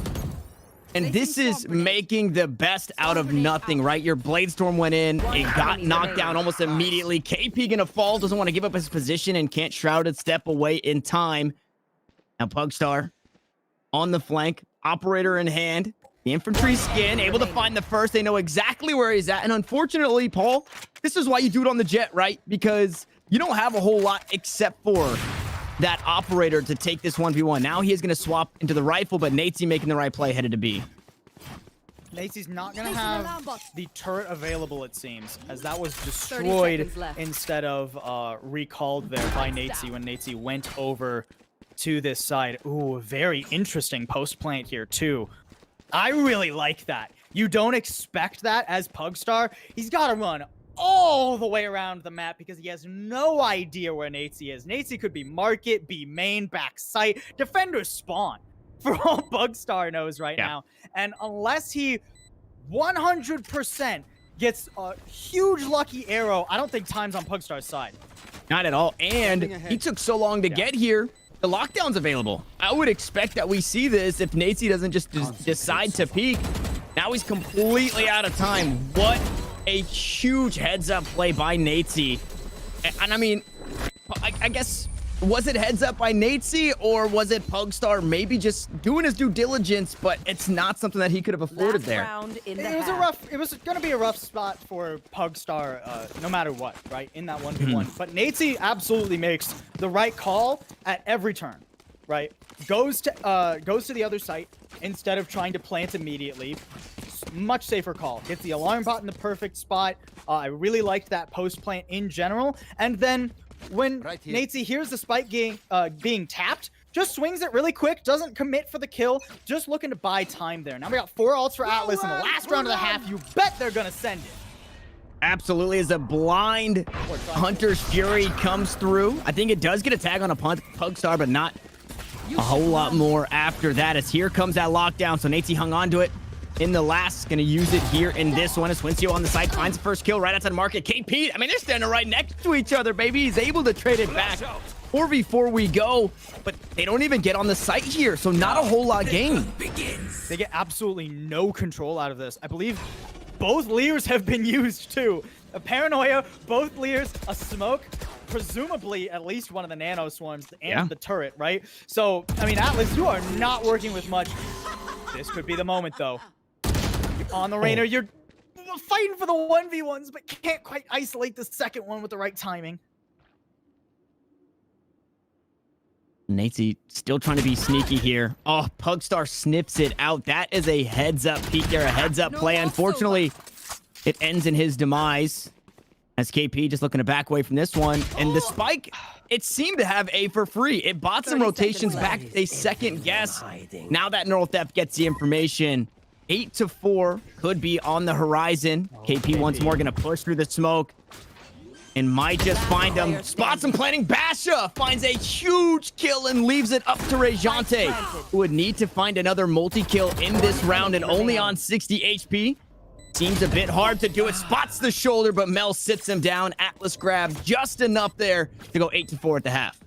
4 rounds, not a bad half, right? Definitely not what Atlas were hoping for on their map pick, but much more recoverable than the 9-3 they saw on Bind. Now they're going to move over to the defense too, and I think this is going to be even stronger for Atlas. Natezy on the Killjoy last week was the bane of Frontside's existence. We already saw excellent play, even on the attacking side, from Natezy on this Killjoy, right? And I mean, defending Killjoy is so far and away superior than attacking Killjoy, in my opinion.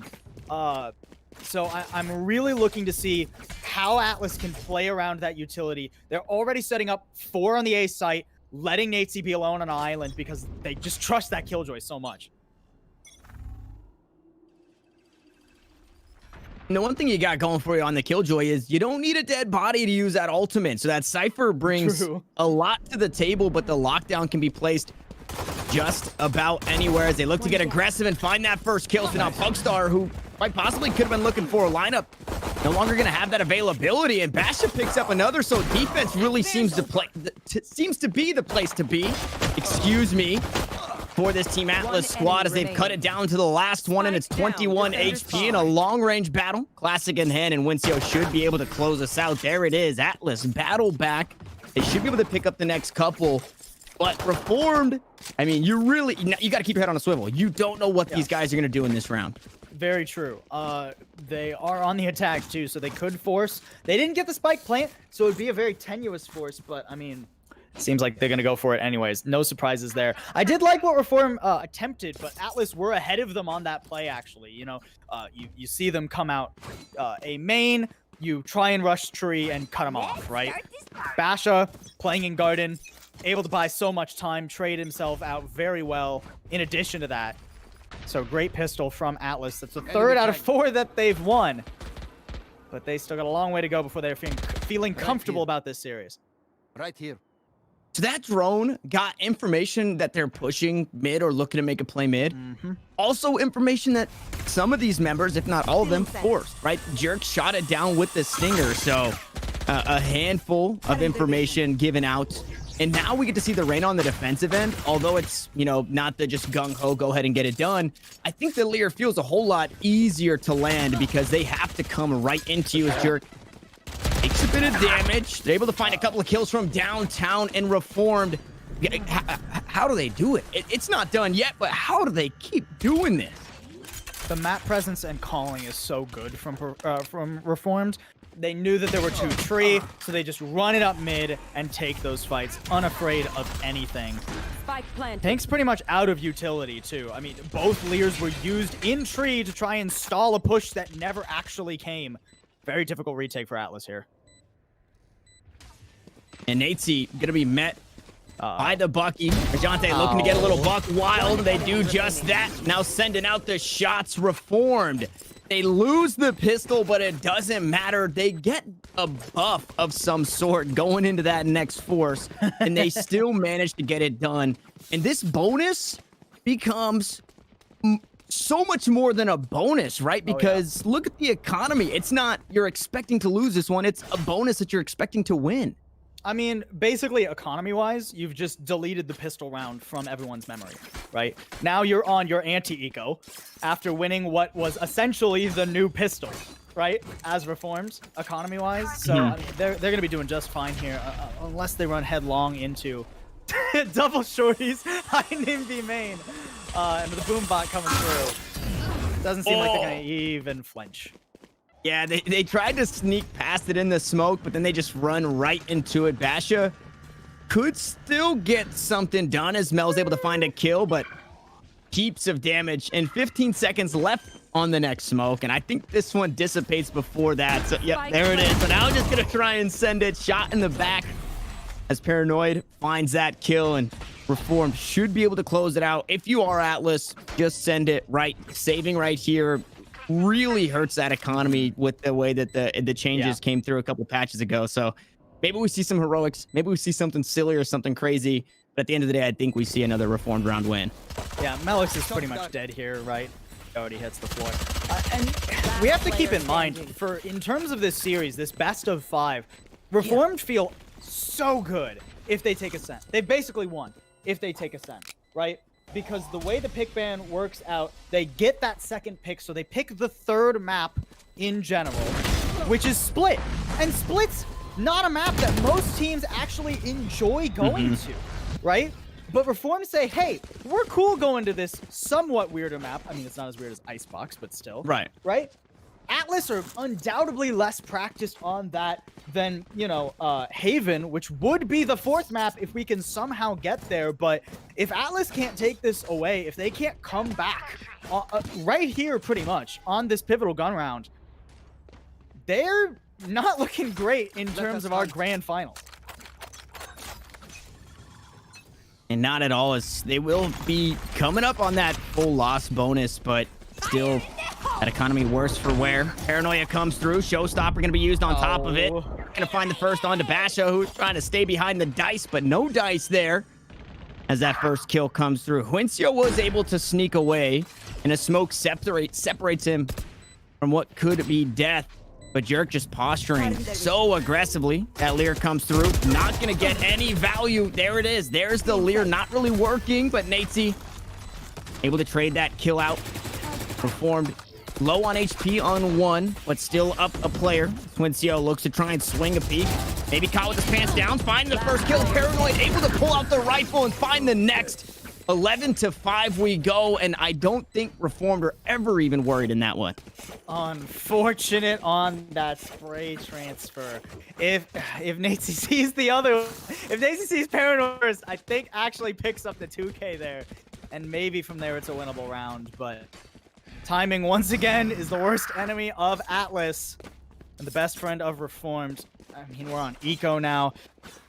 Okay, I was worried for a second. There was room for Atlas to try and force this, but you are making a very gambling. I like this much safer play of just popping the Blade Storm Try and support Huncio here. That's what I'm looking for, right? Long angle here. Ooh, KP, not quite lining up the headshot there, so still a very dangerous jet you have to worry about, but you know where that jet is now when Reformed, instantly pivot. This is what I love. The game from 30,000 feet, Reformed are seeing it at all times. They read the map so dang well. Yeah, and that's, like you pointed out, the one fear that you might have is that Blaze Storm. You're expecting the economy to be low. It is low. You're expecting the arsenal to be non-existent, and it's exactly that. And able to avoid, and not only that, Blaze Storm pick up 2 kills, get the spike down, and swing things around. We're expecting them to win. Is Quincio, now the Blade's going to go down, so their last hope off the board as Pugstar goes good for 3. Map point we go, and they're looking to make it very similar to Bind in 13-5 fashion. A flawless map is needed from here on out for Atlas. And man, I mean, they got the alts, Tanner. If there's one round that they can start to get some momentum on, it's this one. You know, we're 6 rounds into the half. They've had some time to work these up. But we need some miracles right now. Once again, they're setting HC up on that island over on A. This is how Atlas did take away that pistol, right? This 4-stack was very deadly. Yuncio's got an op. Oh, it doesn't hit the first shot, though. Paranoid still stands. And that op...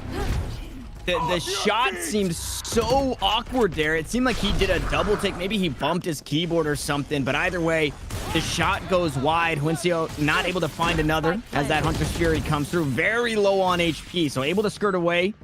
Things are looking good thus far as that jet stays alive and we find ourselves in a 4v4. Lockdown still available. And unfortunately, with your Reyna off the board, now there's your off the board. The Hunter's Fury now to come on through and look to stop that lockdown, as it does just that. Reform are starting to pounce. They're starting to look to close it out. It's all up to Mel, who's completely flashed and only able to find one.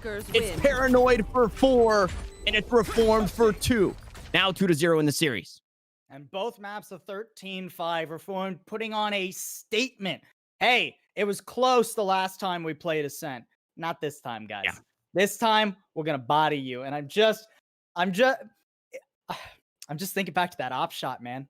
If Huncio lands it, Paranoid got 4 kills that round. Yeah. That's rough. That's rough, man. And I mean, you know, those shots happen, right? Mm-hmm. You take one across the chin, you GG, go next, but there's not much next to go to in terms of this season of UPL. Now you have to play for the full reverse sweep if you're Atlas. And like I said, there is a world, you kind of threw some sand on it, you know, covered up a little bit, saying that, you know, Split is the pick coming out from Reform. So they're probably feeling pretty good on it. But there is a world where Atlas just look absolutely insane against this Reformed team on maps that we haven't seen them play yet. So there is still some life in the series. But as you noted, Split is, I mean, people avoid that map like the plague. So if Reformed are going there, it looks solid for them. I'm still going to give the advantage to Reformed, right? But I think there is maybe a bit of an opening for Team Atlas, because the best rounds we saw Team Atlas across both maps, right, on their attack at the very least, was when Atlas just sent it. When they had a hard execute, they committed to the hard execute and just did it. That's a lot of Split. A lot of Split is just, hey, we're going through mid, or hey, we're going on to A, right? So I won't count out Atlas out of it just yet, Tanner. Certainly an uphill battle, a pretty steep climb at that. But a series still yet to be finished. Yeah, still yet to be finished, as it is a best of 5. These are the number 1 and number 2 teams as a whole throughout not only their bracket, but then we split things up. They make their run through playoffs and they meet once more to get it done. And the only team to deliver a series loss to Team Atlas is Reformed. So a very, very interesting one. Now, before we jump away here, I do want to get your thoughts. We saw an Astra on Bind. Kind of confusing. Now we go to Split, and we know that there is a world where Viper gets some play. There is a world where Sage gets some play. Breach, obviously, still going to be one of the ones on the board. And with these teams running a Breach and a Sova for some of them, or for this game at the very least. Sure. Well, I mean, let's theory craft a little bit, right? What do we think we see on Split?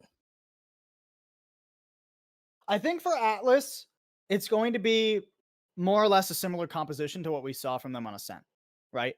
I don't expect them to just throw everything out the window. Mhm. They'll probably not run the Sova, so you might see Melix swap over to that Sage. I think that is very much a possibility. Has played the Sage before, if memory serves me. I'll double check during the break. But Reformed could honestly do anything, right? Yeah. I wouldn't be surprised if they pulled out Viper, Astra, and Sage all in the same crazy composition. Actually, that would be a little insane. I don't think you take Astra and Viper, but that's an argument for another day. And if they actually do that, I don't believe we have footage from at least UPL for either of these teams on this map. So it's we're rolling the dice here, Yeah. Tanner. Yeah, it's absolutely new grounds for us, quite possibly new grounds for these players here in the Upsurge Premier League. And that's exactly where we're headed. So question marks across the board. We are going to jump away for a short break. But when we come back, game number 3 between Reformed and Team Atlas, and we're headed to Split.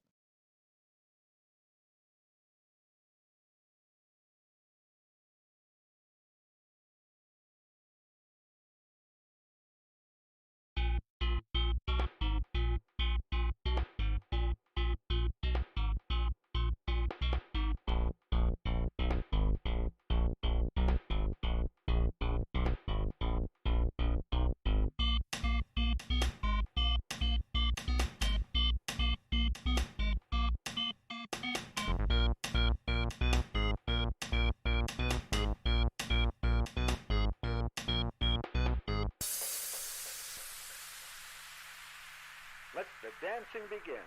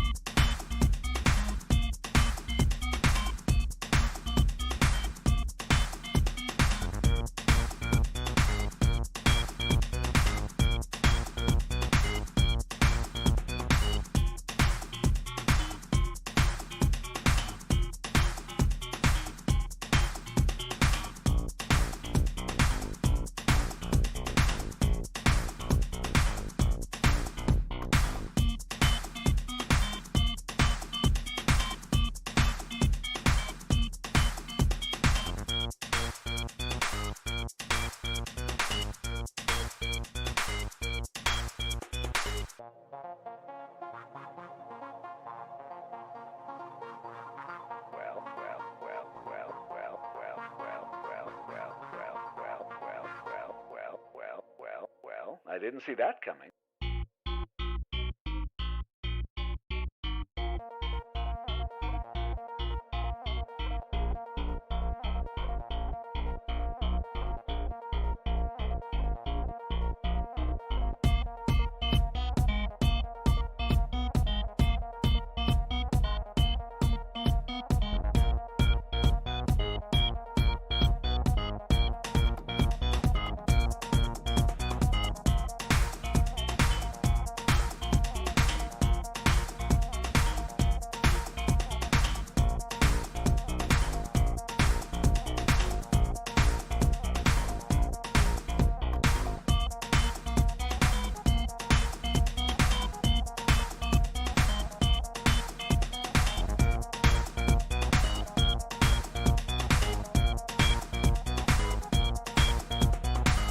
of silence, a moment of silence, a moment of silence, a moment of silence, a moment of silence, a moment of silence, a moment of silence,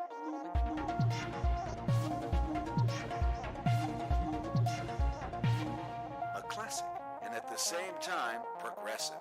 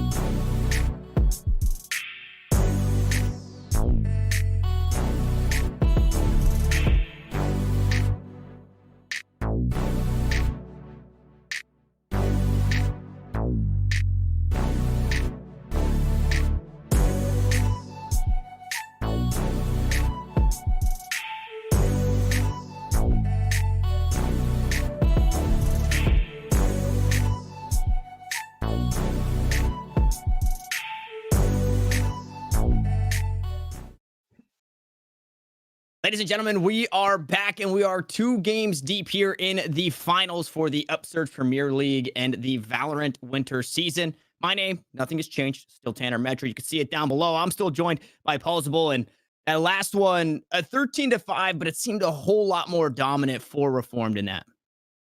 Yeah, less close rounds, right? Less crazy clutches that Reformed had to pull out to get such a dominant score line. Don't get me wrong, Atlas definitely had some bright spots, some glimmers of hope, but unfortunately not nearly enough, and that is a far more dominant score line than the last time around. Yeah. This is how the map pick ban worked out too. So as we head on to map 3, it was Reform's pick. They picked the weirder map of Split, right? Not the weirdest of Icebox that was still available at the time, but you know, Atlas, they were really hoping to somehow make it to Haven, because then maybe they can look for a reverse sweep. But this is going to be probably the most difficult map thus far, at least on paper.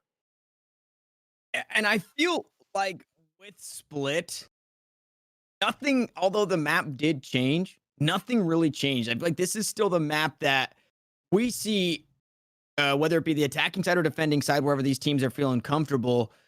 And 11-1s happen, and then complete 12-0s as the teams flip sides, and it feels so one-sided a lot of the time, or it feels like one team has this map completely in the bag, like we're expecting Reform to do, and the other maybe falling a little short. Like you said, if Split was a map that Atlas liked to play or was strong on, they probably pick it before the Ascent that comes in, and so this one. Again, we're leaning on Reform to get it done. But as we said, this is new territory. These are new grounds. We haven't seen these teams play.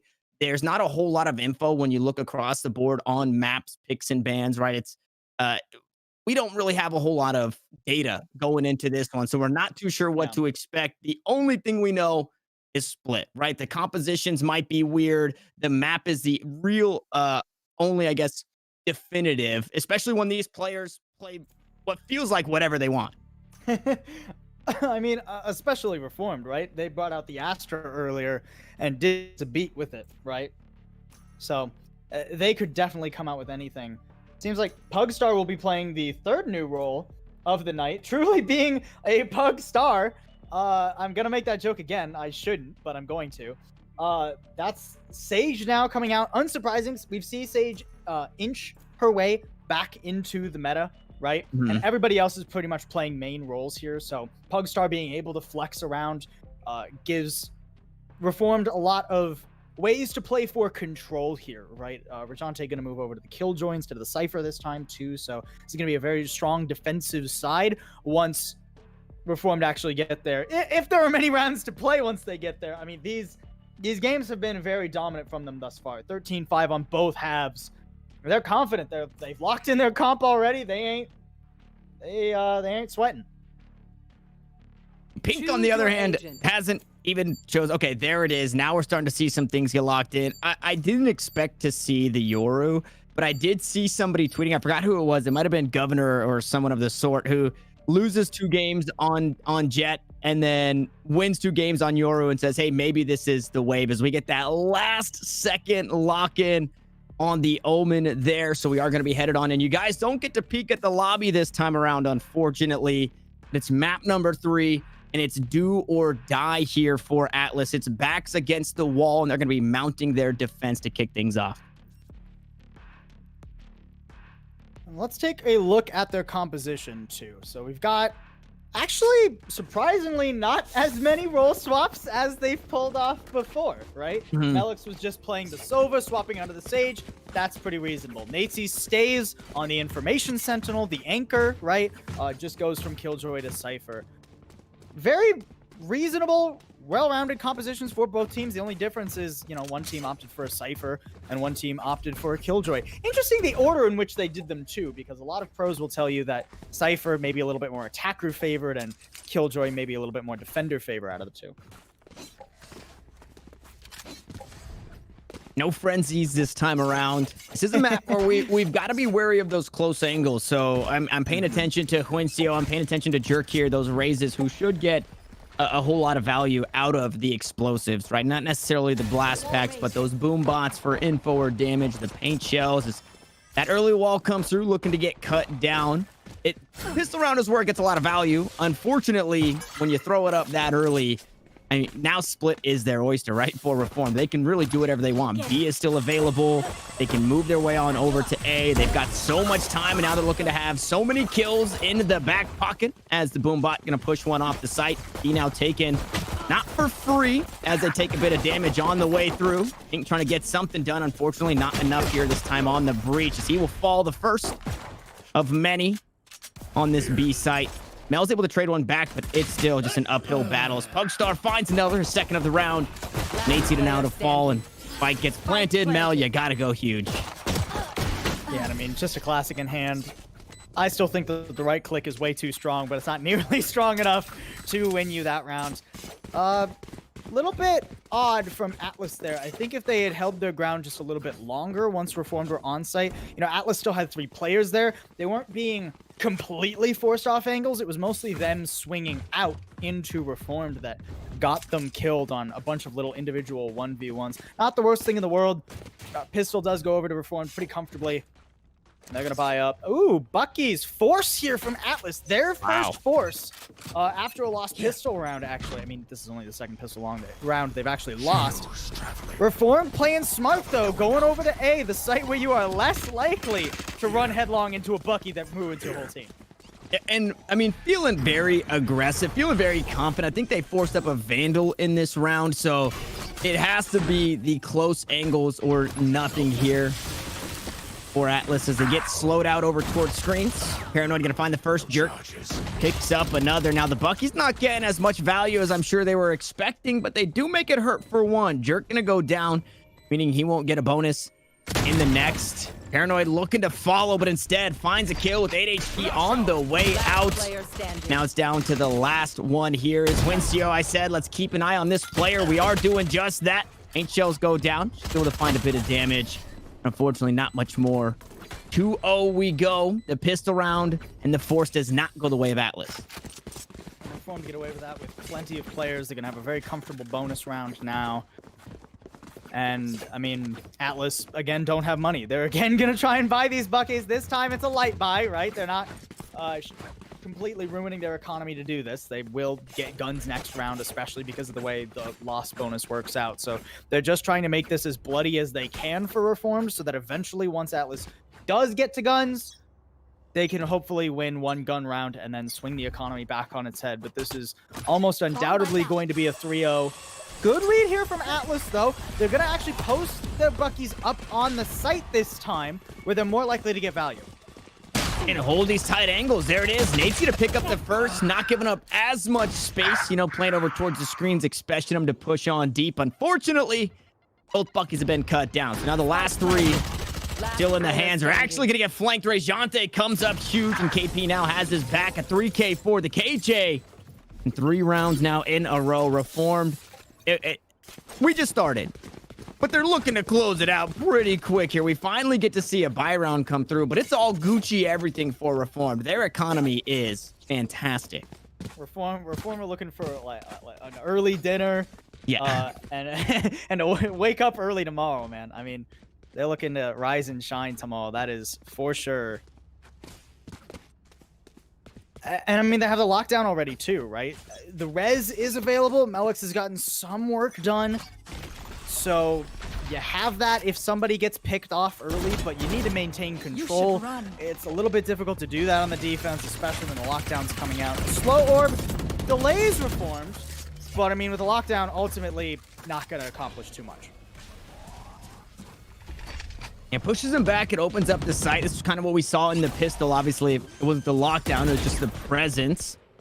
As the spike looks to get planted. Melix looking to spray through. Unfortunately, not going to find too much there. And Pugstar steals away the kill as that showstopper went down. Mel's still alive. 72 HP. Should be able to heal. Unfortunately, that body not in the best spot as Natesy picks up a kill. A trade kill at that. Quincio going to find another. Now Rejante down to 29 health. This could be the first round. And very telling for this squad here. If Atlas pick it up, there's the red, the swing, backboard move. It does get mowed down. 6 kills to go the way of Reform because of the resurrection and a 4th round on top of it all. Oh, that's a heartbreaker for Atlas. They look so good. I thought they had it, man. I was ready to talk about how Natesy had the later lurk and caught KP on the angle for the flank, completely saving the round. Oh, but you just hold the trigger and you hold W. Reformed, blow him away. Hopes shattering for Atlas. Undoubtedly going to go down 0-5. Another strong, nearly indomitable start here for Reformed. I mean, maybe if Atlas can force them to use the Rolling Thunder here, there's some hope for this half, but it's not looking good to start us, Tanner. And this is almost the same sentiment that we saw for Ascent as Asha tries to trade it, takes so much damage on the way out, goes for a re-peek, and is going to end up falling with the spike planted KP. Look at the heal from his teammate. Should he had peeked there, could have been in a bad spot. Natesy might have been able to find another, but it's backs against the wall. It's not looking great. Not a whole lot of hope as Rejante still fragging out, low on HP, now delivered their first death of the game. It's all up to Huencio, who should have a rifle, cuts it down to a 1v1. Blast back 14 HP, but Pugstar with the peek, and Reformed do not give up anything. Great swing there from Pugstar. Heard the sound cue, didn't waste even a millisecond taking out the Rays before you had to worry. I like the attempts here from Atlas too, right? Even on these ecos, these light buys, they're constantly forcing up. They're getting the buckies, and that round was close. There was an opportunity there, a little bit too low, unfortunately, for Huencio that time around. Kill my copy. And not a whole lot to work with either in this gun round. Could play for an orb, try to get that onto pink, but it doesn't seem like that's the play for Atlas right now. An immediate wall, trying to get the res back online here. But still a couple orbs away, too. And Reformed are going up and over. It's actually a kill from Ramps over the wall. Resurrection does come through from the Reform side here. Natesy cuts it down, and they're looking for 6 kills in this round. As the lockdown comes through, could just be, okay, I was say maybe could just be a bait, but that spike does get planted. Mel now going to get pushed out by the Paranoia. KP looking to go aggressive once more. Doesn't have a smoke for another few seconds. They're just going to hang out and hold an angle. Huencio cuts down Pugstar. Here comes it from the shadows. Now looking for a flank, looking for a way out, but can't find it, and it's all up to Paranoid, and that spike is not planted for you, good sir. Atlas going to cut them down and find their way into the win column. They're not out of the woodwork just yet. Yeah, Atlas, good round from them. You know, despite the fake towards B, despite the rotates that were pulled, Melik stays just long enough on A to get that information. Hey, there's 3 here. It doesn't matter that there's a Rolling Thunder over on B. That's not where they're going. And from there, Atlas get a pretty good retake, too. Reformed maybe getting a little bit too wily, a little bit too wild for their own good there. You know, this is a team that pulls out a lot of wild strats. But not all of them are winners, as we can clearly see there. The Rolling Thunder kind of wasted, and now Reformed don't really have much in the way of ultimates. So Atlas, they can look to chain a few real rounds together here. It's another play for the orb, whereas Pugstar looking to queue up that ultimate in the form of kills and not necessarily alt orbs. They find the first, Jerk can open things up. B has been fairly free for the most part for this team. Now pushed all the way up. They're going to wait for that spike deep in tow, making its way through B main. You have the resurrection and a body to go ahead and get done. Unfortunately, it's on the opposite side of that wall. So I believe as they make their way on through, they are going to be met by that wall. No, instead it is the spike going down. And we'll see what they can get done here as Mel rejoins the team. Rolling Thunder's available. Problem is, Reformed are already set up in their post plant. The Rolling Thunder can't hope to hit everyone. Nice first couple of frags, though. That is a huge aid. And there it is, Rolling Thunder. So you cut down 2 and just hope for the best for the rest. As the ultimate comes through the resurrection onto Huencio, playing around the new box. Once more is Rejante, and we've seen how this story plays out. It's Rejante, it's Paranoid, it's Reformed to 6. And Atlas, they had 2 separate good ideas, but they tried to execute both of them at the same time, and that doesn't work that well. you know, they had Pink and Basha going forward onto the site. Not a bad idea. You've just gotten 2 picks and you have the Rolling Thunder, right? But then they also had Melix going out to mid for the res. One or the other. Don't do them at the same time. Yeah. Now we're back to Eco. Atlas, their hope of chaining together rounds is faded away entirely. They'll be lucky if they get out of this half of the 7-5 now. And you would, argue that this is where the Eco gets the most value. The tight corners, the defense, but somehow, some way, Reformed just shut it down as the run and gun comes through. Paranoid cuts down another winning situation for Reformed. Reformed are just too disciplined. I mean, you can see them clearing every corner, playing against every single wall, a bit of utility. They're respecting the fact that Atlas can hold these close corners. They can play with these shotguns, right? Reform have played against some of the best. They constantly are making pretty decent runs in VCT. Last player standing. And the clearing corners, being ready to play against a Bucky, that's something Reformed are prepared for, man. You saw the spray come out as Jerk discipline. picks up another frag. It is going to be on his teammate. And Natey, no! not like this, Rejante. Oh boy. That's oof. That's the technical term for that, Tanner. Oof. Yeah. Yeah, he definitely. All right, we go next now. 3 ults. Another gun round, another chance for Atlas to stabilize a little bit. And they've got Showstopper too, right? I want to see support for this Showstopper. I know Hyunseo is going to play like a madman. That's what he does all the time, right? That's one of the things I love about Hyunseo. He takes crazy duels. I want to see them throw fault lines, flashpoints, paranoias. Give this man the support he needs to make this ult happen. Instead, it's going to be a flashpoint to try and delay the push up through mid. Paint shells to follow from Hyunseo. Okay. Nice kill on through the wall. Ooh, Able to find that he kill. is. Should have been Yeah. hurt on that teleport. Natey should have an idea that someone's going around. No, he doesn't. He goes into the camp. I mean, that's worst case scenario. And I mean, again, name a better duo than KP pushing through his own smoke. Because this is what he loves to do. That forces out the Showstopper. They're able to find a kill. No, Paranoid pushed right behind him.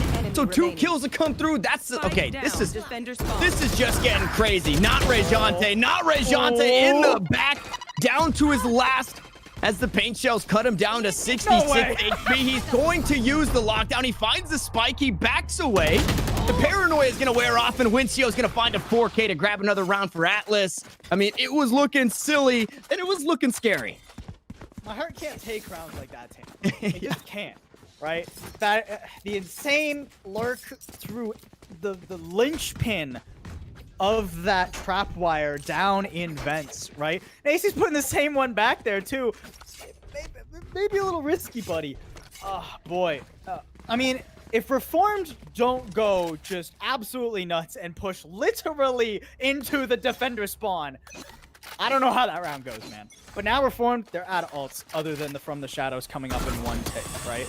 Atlas once again have a chance to make a decent half out of this, but not a great start as Jerk just base check.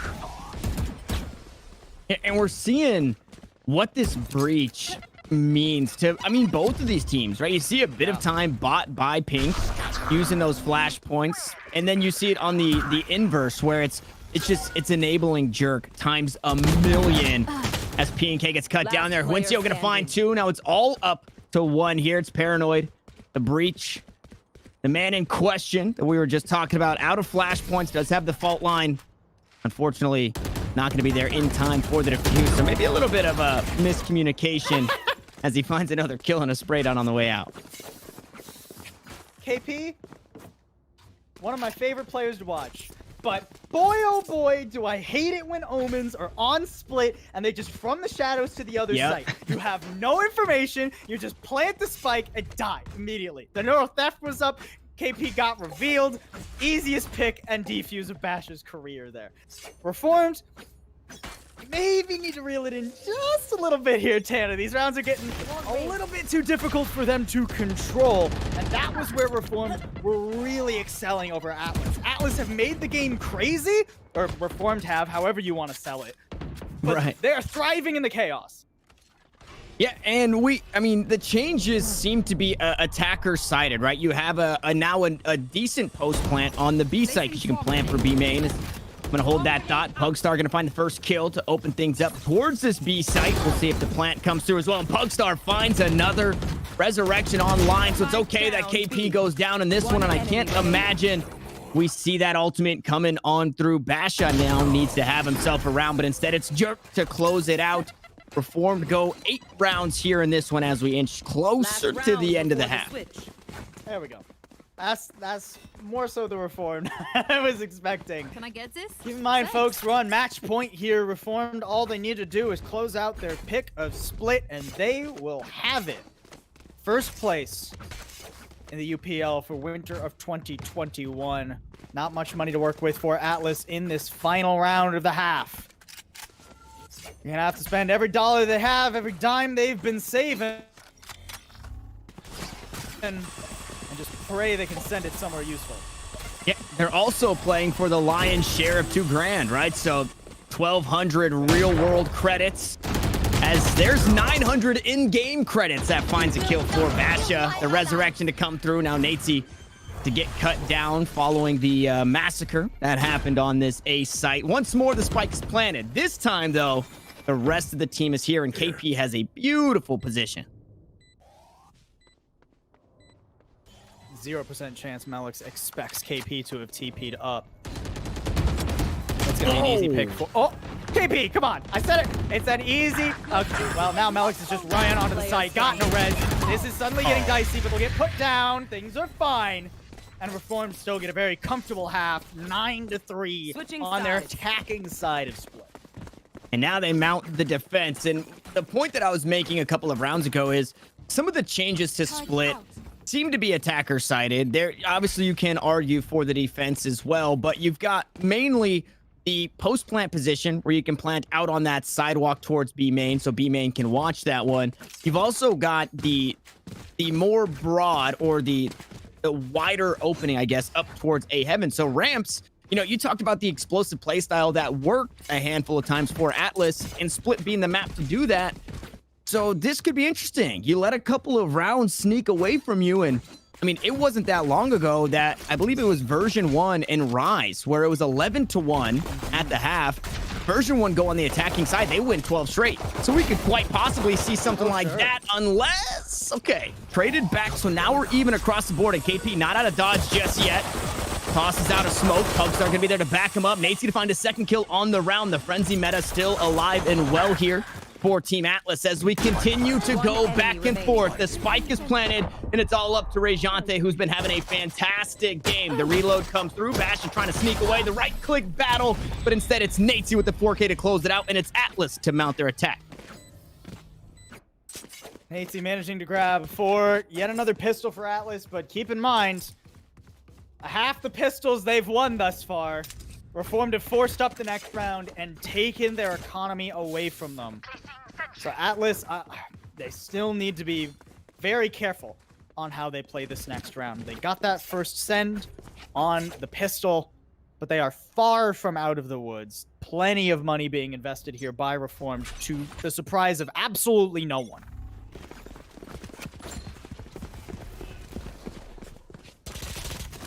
And this is, you know, it's nice to be aggressive on this map, but it's also nice to play these tight corners. Classic shots come through. Natesy, goes right back to fragging, picks up his 5th here in 2 rounds. Paranoid gonna cut him down to make sure he can't have another big round, and 3v3 we go. Wincio picks up a couple, form down to their last 2, and KP not long for this world as Pugstar finds himself the last player standing. And we're nowhere near a resurrection, but that's a pretty good start to winning a round here on the comeback. A nice little headshot and a weapon upgrade. Still a tricky scenario to play for, though.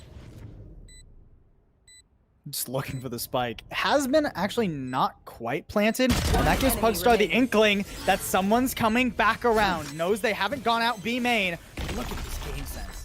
Knows exactly where Pink is playing from. Dodges everything, not on the spike whatsoever. Wow. Gets that beautiful clutch.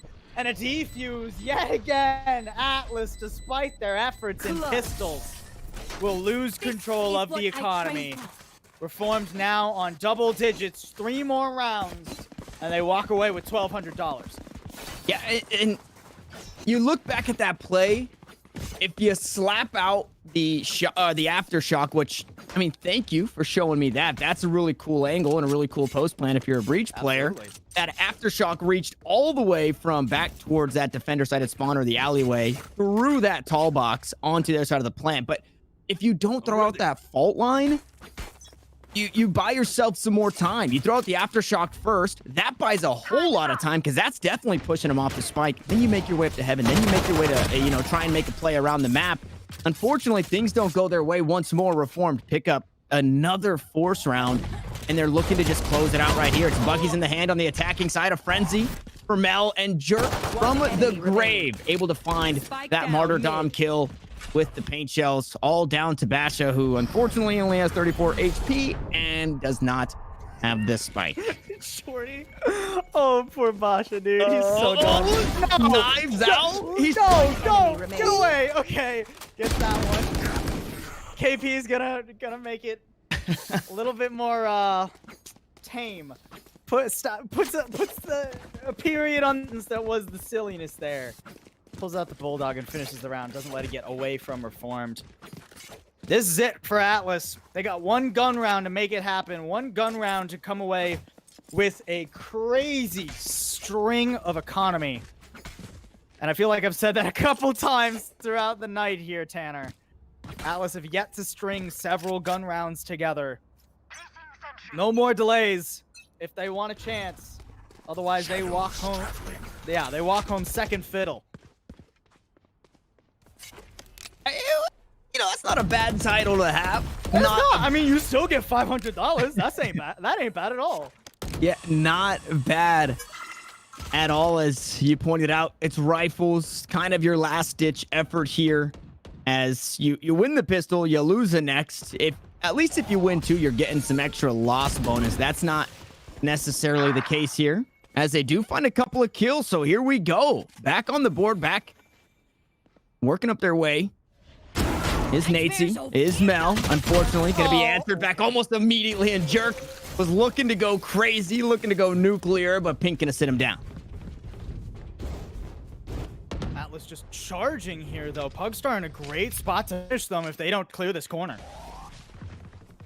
Yeah, Pugstar might just mow them down. They look away at the same time, thinking they had killed one another, and it's a 1-for-1.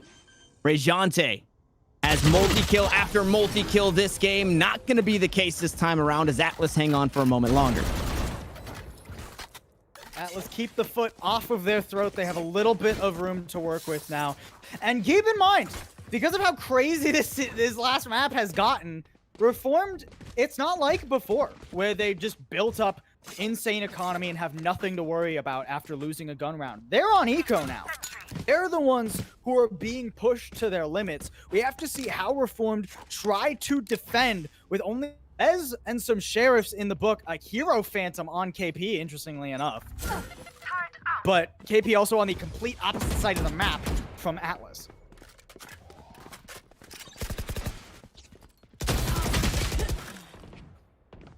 Another great way to start. Natesy having, one hell of a game here. Whether it be pistols, whether it be defending, attacking, no matter what. Finding multi-kills. Now finding some information. As that shorty from downtown didn't get but a bit of damage onto Basher, who looks to take his leave and head up towards that Raptor area. Now has the high ground. And it is an eco round, so it's one that we are expecting to go the way of Atlas. But that's a good way to turn it around for just a moment. And Paranoid, I think that's more rare than a knife kill. An aftershock kill to be found. Wincio gonna pop the showstopper, find that kill. KP, that might not be where you want to be. Jumps up top right into the sight lines of Mel, who cuts him down. And again, they live to fight another day. If nothing else, Atlas have accomplished getting more rounds on Split than they've gotten on the first two maps. They got to be feeling good about that at the very least, right? You've still got that one-round buffer to play with as well. The downside for Atlas is they used a lot to make that round happen, right? Rolling Thunder's a great ultimate, don't get me wrong. But you gotta guarantee the value. Yeah. if you're gonna make this round happen. Reformed still a pretty tenuous buy, not as powerful as they would necessarily like, but not anything to sell short either. They still mostly are working with actual rifles. And that is not the way that you want to start. Okay, a nice kill traded back. Unfortunately, the resurrection not available just yet, as Mel used it at the end of that last round for the economy. Is going to fake that alt door. Paranoid looking to spray it down. A little bit of damage straight out. And the spike's still on the ground. So Split, they have a lot of plays here. Atlas still has time. Unfortunately, they now find themselves down a player. And they're coming back over towards A as well. This is where the Killjoy is set up. Rajante could blow away the hopes of Team Atlas right here, right now, with just some well-timed nano swarms. Oh, and they know too. Reformed, they're setting up to counter this execute. And Nano Swarm gonna push Basha out. Rajante finds that kill, cutting him down to only 3 remaining. One enemy remaining. That's the Rolling Thunder now off the board. That's the spike now down on the ground. And Natesy, we know what you can do. Unfortunately, can't get it done in this round. Reform push themselves to 1 round away from being crowned the kings here of the winter split for the UPL. Alarm bot out. Recalling my bot. One more round for Reformed. They have the necessary tools for it as well. Lockdown available. All Reformed need to do is have a decent retake opportunity. That's it. That's how they win the series. Atlas, it is a lot more difficult for them. They need 6 rounds in a row. They got 1 ult to make it happen. And flying forward, here comes Jerk. He's good for only 1 this time. Blinding. Clearing out. Paranoid doing his due diligence, trying to keep this push at bay. No, trying to keep him in place for KP to find the flank, and that's going to do it in 3-0 fashion. Reformed will find themselves crowned kings of the Upsurge Winter Split. Excellent series from Reformed. They don't drop a map all season long, and although we didn't necessarily get to see them as many times as we would have liked, boy, oh boy, did they make a 3-0 fun. The craziness here on Split. I mean, even before that, they're still a team that loves to employ weird strategies, and they're just so dang fun to watch, Tanner. I love to see teams that like to mess with your head succeed in a game like Valorant. 100%. And it's a game where we are still in the infancy, right? I think that's a term that's used basically across the board in any single broadcast that you watch. So at the very least, to see teams like this to continue to get their licks in, right? Continue to try and flourish in a very flourishing tier 2 scene, tier 3 scene, whatever it may be. It's really fun to see.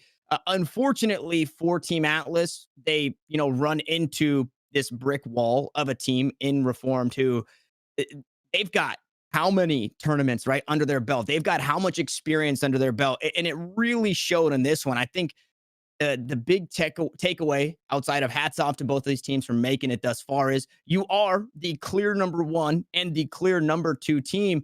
And you still have a whole lot more growing to do because I don't think anybody solved this Valorant puzzle as a whole. And now we get down to what we are talking about here in the Discord. Obviously, you guys can't see, and we're really trying to pick apart from this. Yeah, it's very tough between it all. And I think we are leaning for, as far as a series MVP for this one specifically, in Paranoid, who was just an absolute madman on the breach in all 3 games. Game 1 on the bottom of that scoreboard, but I believe 13 assists to his name. So, I mean, it's really difficult to assign an MVP to a team like Reformed, right? Because I could go down the list and tell you why each individual player was invaluable, and without them, this series probably goes at least differently, if not worse, for Reformed, right? I mean, Pugstar, not only did they have a crazy first game on Bind on the Jet, but were flexible enough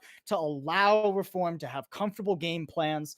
Rajante, the anchor that Reformed really needed, right? The fulcrum that they really pivoted around in terms of the map control. KP, obviously, the IGL, gotta give them huge props because they are always coming up with insane strategies and very good ones too, Yeah. right? Not just the crazy things that don't necessarily work, but also very reasonable strategies. Hey, 3 pushed out A main, we're taking B, it's free, right? Simple calls like that Mm. just make for a good IGL. And of course, Jerk just had a phenomenal game for all 3 maps, near the top of the leaderboard on all 3. Yeah, and the one thing that kind of pushed it across the edge for MVPs to Paranoid for me is the round that we saw what the breaches were doing on B site and split. It was a sage wall by Mel to try and get the orb, but instead of, shooting it down, instead of, playing it slow, they flashpoint on the opposite side. Paranoid hits a flashpoint and Jerk just goes right over the wall and finds a kill, right? Like the amount of enabling that Paranoid did on that role specifically is really what kind of pushed it over the edge for me. Yeah, and Breach is in North America currently somewhat underrated, right? Yeah. So being able to execute those kind of plays, having the timing, being able to support your teammates in a game like this is invaluable. A lot of those plays only happen because Paranoid nails a flashpoint or a fault line. Didn't necessarily have the most flashy game, but MVP just means most valuable player. Yeah. And without a Breach so consistent, I don't think Reformed have as easy of a time. It's not all about the frags at the end of the day, so take that sentiment into your solo queue games back at home. We're not looking at the kill feed. We're looking at what the players can get done. Now, with that being said, Reformed, they are crowned kings. They did it in undefeated fashion all the way through, and I would imagine that Ascent game 13-11 was probably one of the closest that they caught themselves in. With that being said, we are going to grab ourselves an interview with one of those players for you guys, as they have just been crowned king. We are going to jump away for a short break while we get that set up, but when we come back, we're going to hear from the winning team.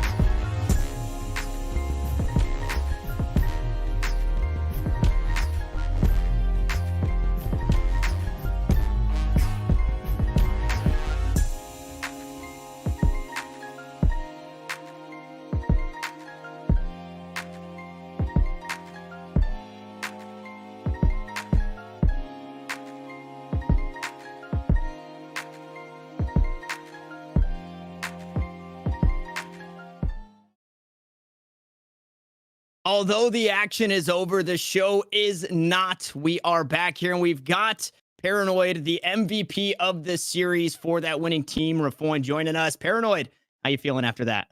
I'm feeling pretty good. It was a good 3-0. We put a lot of work in before the tournament, so it paid off though. It paid off well. That's great. I love a team that buckles down and does their homework. I gotta ask though, right? Reformed has gone through quite a few roster changes. How long have you personally been with the team and playing alongside these guys? I trialed with the team about 3 weeks ago. I joined like 2 weeks ago only. We have not been together for very long. So yeah. And we just got our 5th Pug Star like just a couple of days ago. Yeah, those are some questions that we kind of had at that roster being a new one to us. Now, more specifically about you, the Breach. Is that something that they wanted from you as joining this team? Is that something that you've always had in your back pocket? Because although you didn't have, you weren't dropping 40 bombs, you were double-digit assists every single game. Yeah, so I came in and I kind of like came in as a flex. I was like playing every agent, but we decided that after a couple of days of scrims, we wanted to switch to a 1 duelist comp on most maps. I know you saw 2 duelists on Bind, but we wanted to switch to a 1 duelist comp. So I went to Breach instead, and KP went to Smokes. And that way, Jerk, my little R2D2 droid, just runs around, and I splash for him everywhere, and he just gets fed kills. And that's how we've been working. Same with Pugstar on Bind. His little jet just dashes everywhere. He's C3PO, I just feed him kills, that's how it goes. Sure. I mean, I love that, right? You have the support and the duelist, whoever the duelist may be, taking that form in that time. As you guys at Reformed, you do like to swap things up quite a bit. And I kind of want to go back all the way to Bind. First ones to bring out an Astra pretty much ever across anywhere. Is that did you guys just feel like getting a little spicy, or is that like you guys confident that Astra is going to work her way into maybe a more consistent mainstay? So a couple of days ago, we were scrimming Bind, and we were trying to try a new comp with no Sentinel. And so we dropped the Sentinel, and we put Rahante on Astra instead. And I don't know, we think Astra is going to be like meta, so we're trying to just get her as much as we can. So Bind's the only map we've run her on so far, but she's insane. So we think she's going to be meta, and our Bind is probably one of our best maps because of that too. I mean, you guys did it in better fashion against this number 2 team. Now, having since joined the team, I want to get your questions on, I guess, your matches undefeated all the way throughout. I know you weren't with the team the entire time for the UPL, but coming on in, do you have much background yourself in Valorant? Is this one of your first teams where you're starting to piece things together in this tier 2, tier 3 scene and then showing up on the main stage? In the fall of last year, I was on Pyronic. I don't know if you guys have heard of them, but then I took a break for a bit. I had to focus on my college applications, but I came back about a month or 2 ago, and now I'm grinding with the Reformed guys, and it's actually been pretty well. So yeah, nice. That's about it though. Gotta love to see that, honestly. Yeah. Well, let's talk future then for Reformed. Yeah. I know you guys have been grinding the VCT. Were you this is a 2-parter question. The first part is, were you with Reformed for the last round of VCT?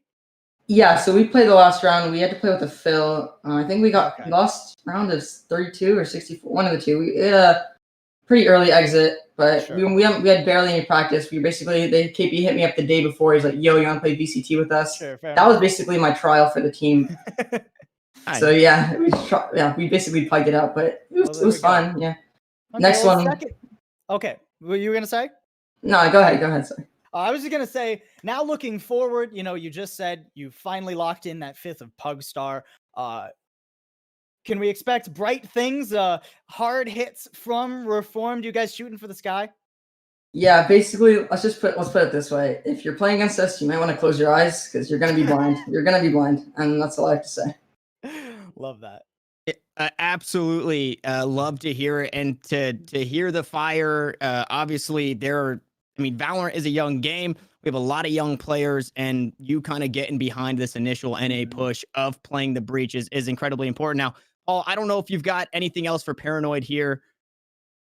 Nothing. I think that's about it. I'm just still incredibly impressed with not only your performance, Paranoid, but Reformed as a whole. Yeah, I couldn't agree more. Now, on the way out here, as we do have to close out the broadcast and the season, Paranoid, I want to give you the floor to kind of maybe, where can the people see you? Where can the people see Reformed or any shout outs you might have on, for this Reformed squad in the UPL? Yeah, I like to shout out KP, my hard-driven IGL. He's always grinding, so I love that guy. And then my little droids as well, like I said before, running in, getting all the kills. We love them. So yeah, you can expect us to see us in you can expect to see us in Iceland. You'll see us there. Okay. Oh snap! Oh, alrighty. Well, I'm looking forward to seeing you guys in Iceland, as you said, and at the very least, having some spicy matches later in VCT, and hopefully maybe the next season of Upsurge. I think we're gonna let you go now, though, Paranoid. Thanks again for joining us for this interview, and also the phenomenal performance y'all had today. Thank you guys so much. Absolutely insane again to see that the youngster. I love to hear it from Paranoid saying calling who could quite possibly be older individuals than him, saying my little drones, my little droids, right? They kind of play off of me, and we are at a stage where you could tell just from talking to Paranoid, an absolute sponge, right? Came in as a fill, wants to play everything, starts to play the breach, and does it fantastically, which that's an agent. It's so easy to get caught with your pants down, with the flashpoint out, with the aftershock out, the fault line, whatever it may be. It's very easy to get caught up like that. So to see, this, what quite possibly could be a young star rising in the scene, very, very exciting. So I'm happy to hear the insight there. Now, before we do take off, closing remarks, what you got for us, Paul? This has been a fantastic season of UPL as a whole. Yeah, I want to give one more shout out to Team Atlas. They had a rough day today, but they are absolutely a team to be reckoned with. They flex around all over the place. They really took it to every other team. Reformed on another level, obviously, as they showcased today. But Atlas definitely, I think, while they're probably, these guys are competitive, obviously. They might not be happy with how the series shaped up today. I hope they're walking away from this season very happy with the fact that they entered in and just immediately got second place. I hope to see him back, as well as a lot of the other teams, all the other teams who graced us with their presence for this season of UPL Valorant. It's been a wild season, to be sure, but one I wouldn't have traded.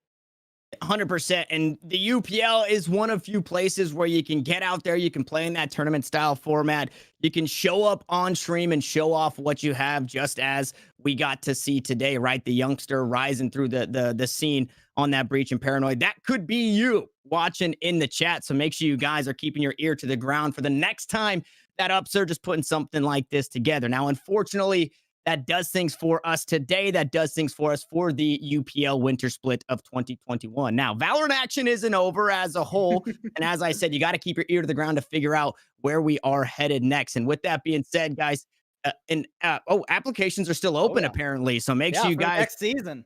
Make sure you guys are heading over to the Upsurge Twitter, following. I'm sure all of the links are down below us right now. So Discords, Twitters, you guys know the drill. Make sure that you and your team get signed up. Applications are currently open for the next season of UPL. You could be the ones taking it to Reformed or even beating them, winning some nice chunk of change. So make sure you guys are staying tuned in there.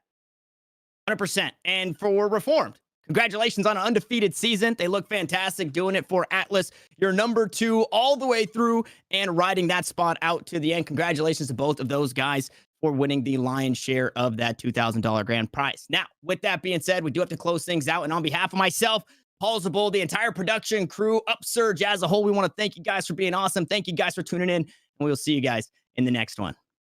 KP 1v3 is a much more difficult one than the last one.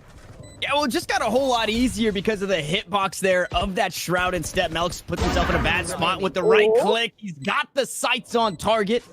Pink going to be the next to fall. And once more, KP finds himself in a clutch situation in a 1v1. Knows the spike is not going to be defused. A very tall ask for your Astra. As the blades are going to go wide, the shots come down. 2 are going to peek. He's going to doesn't even feel safe to try and peek this spike. As Mel gets run down, Paranoid on 10 HP. Still finding ways to make it work. Able to find the stun onto both of them, and it should be Jerk to close it out. No, Naty staying alive. 70 health. Oh, Cuts it down to a 1v1, but we've seen this story before. Full there, not able to digest with that showstopper. And there it is. It's the tripwire again. Rejante able to find it, and it's not a wallbang. So where is that trap wire? As they just mow down the rest. It was another buy after one, but still up a player. Twincio looks to try and swing a peek. Maybe caught with his pants down, finding the first kill. Paranoid able to pull out the rifle and find the next. 11 telling for this squad here. Fatless pick it up. There's the red.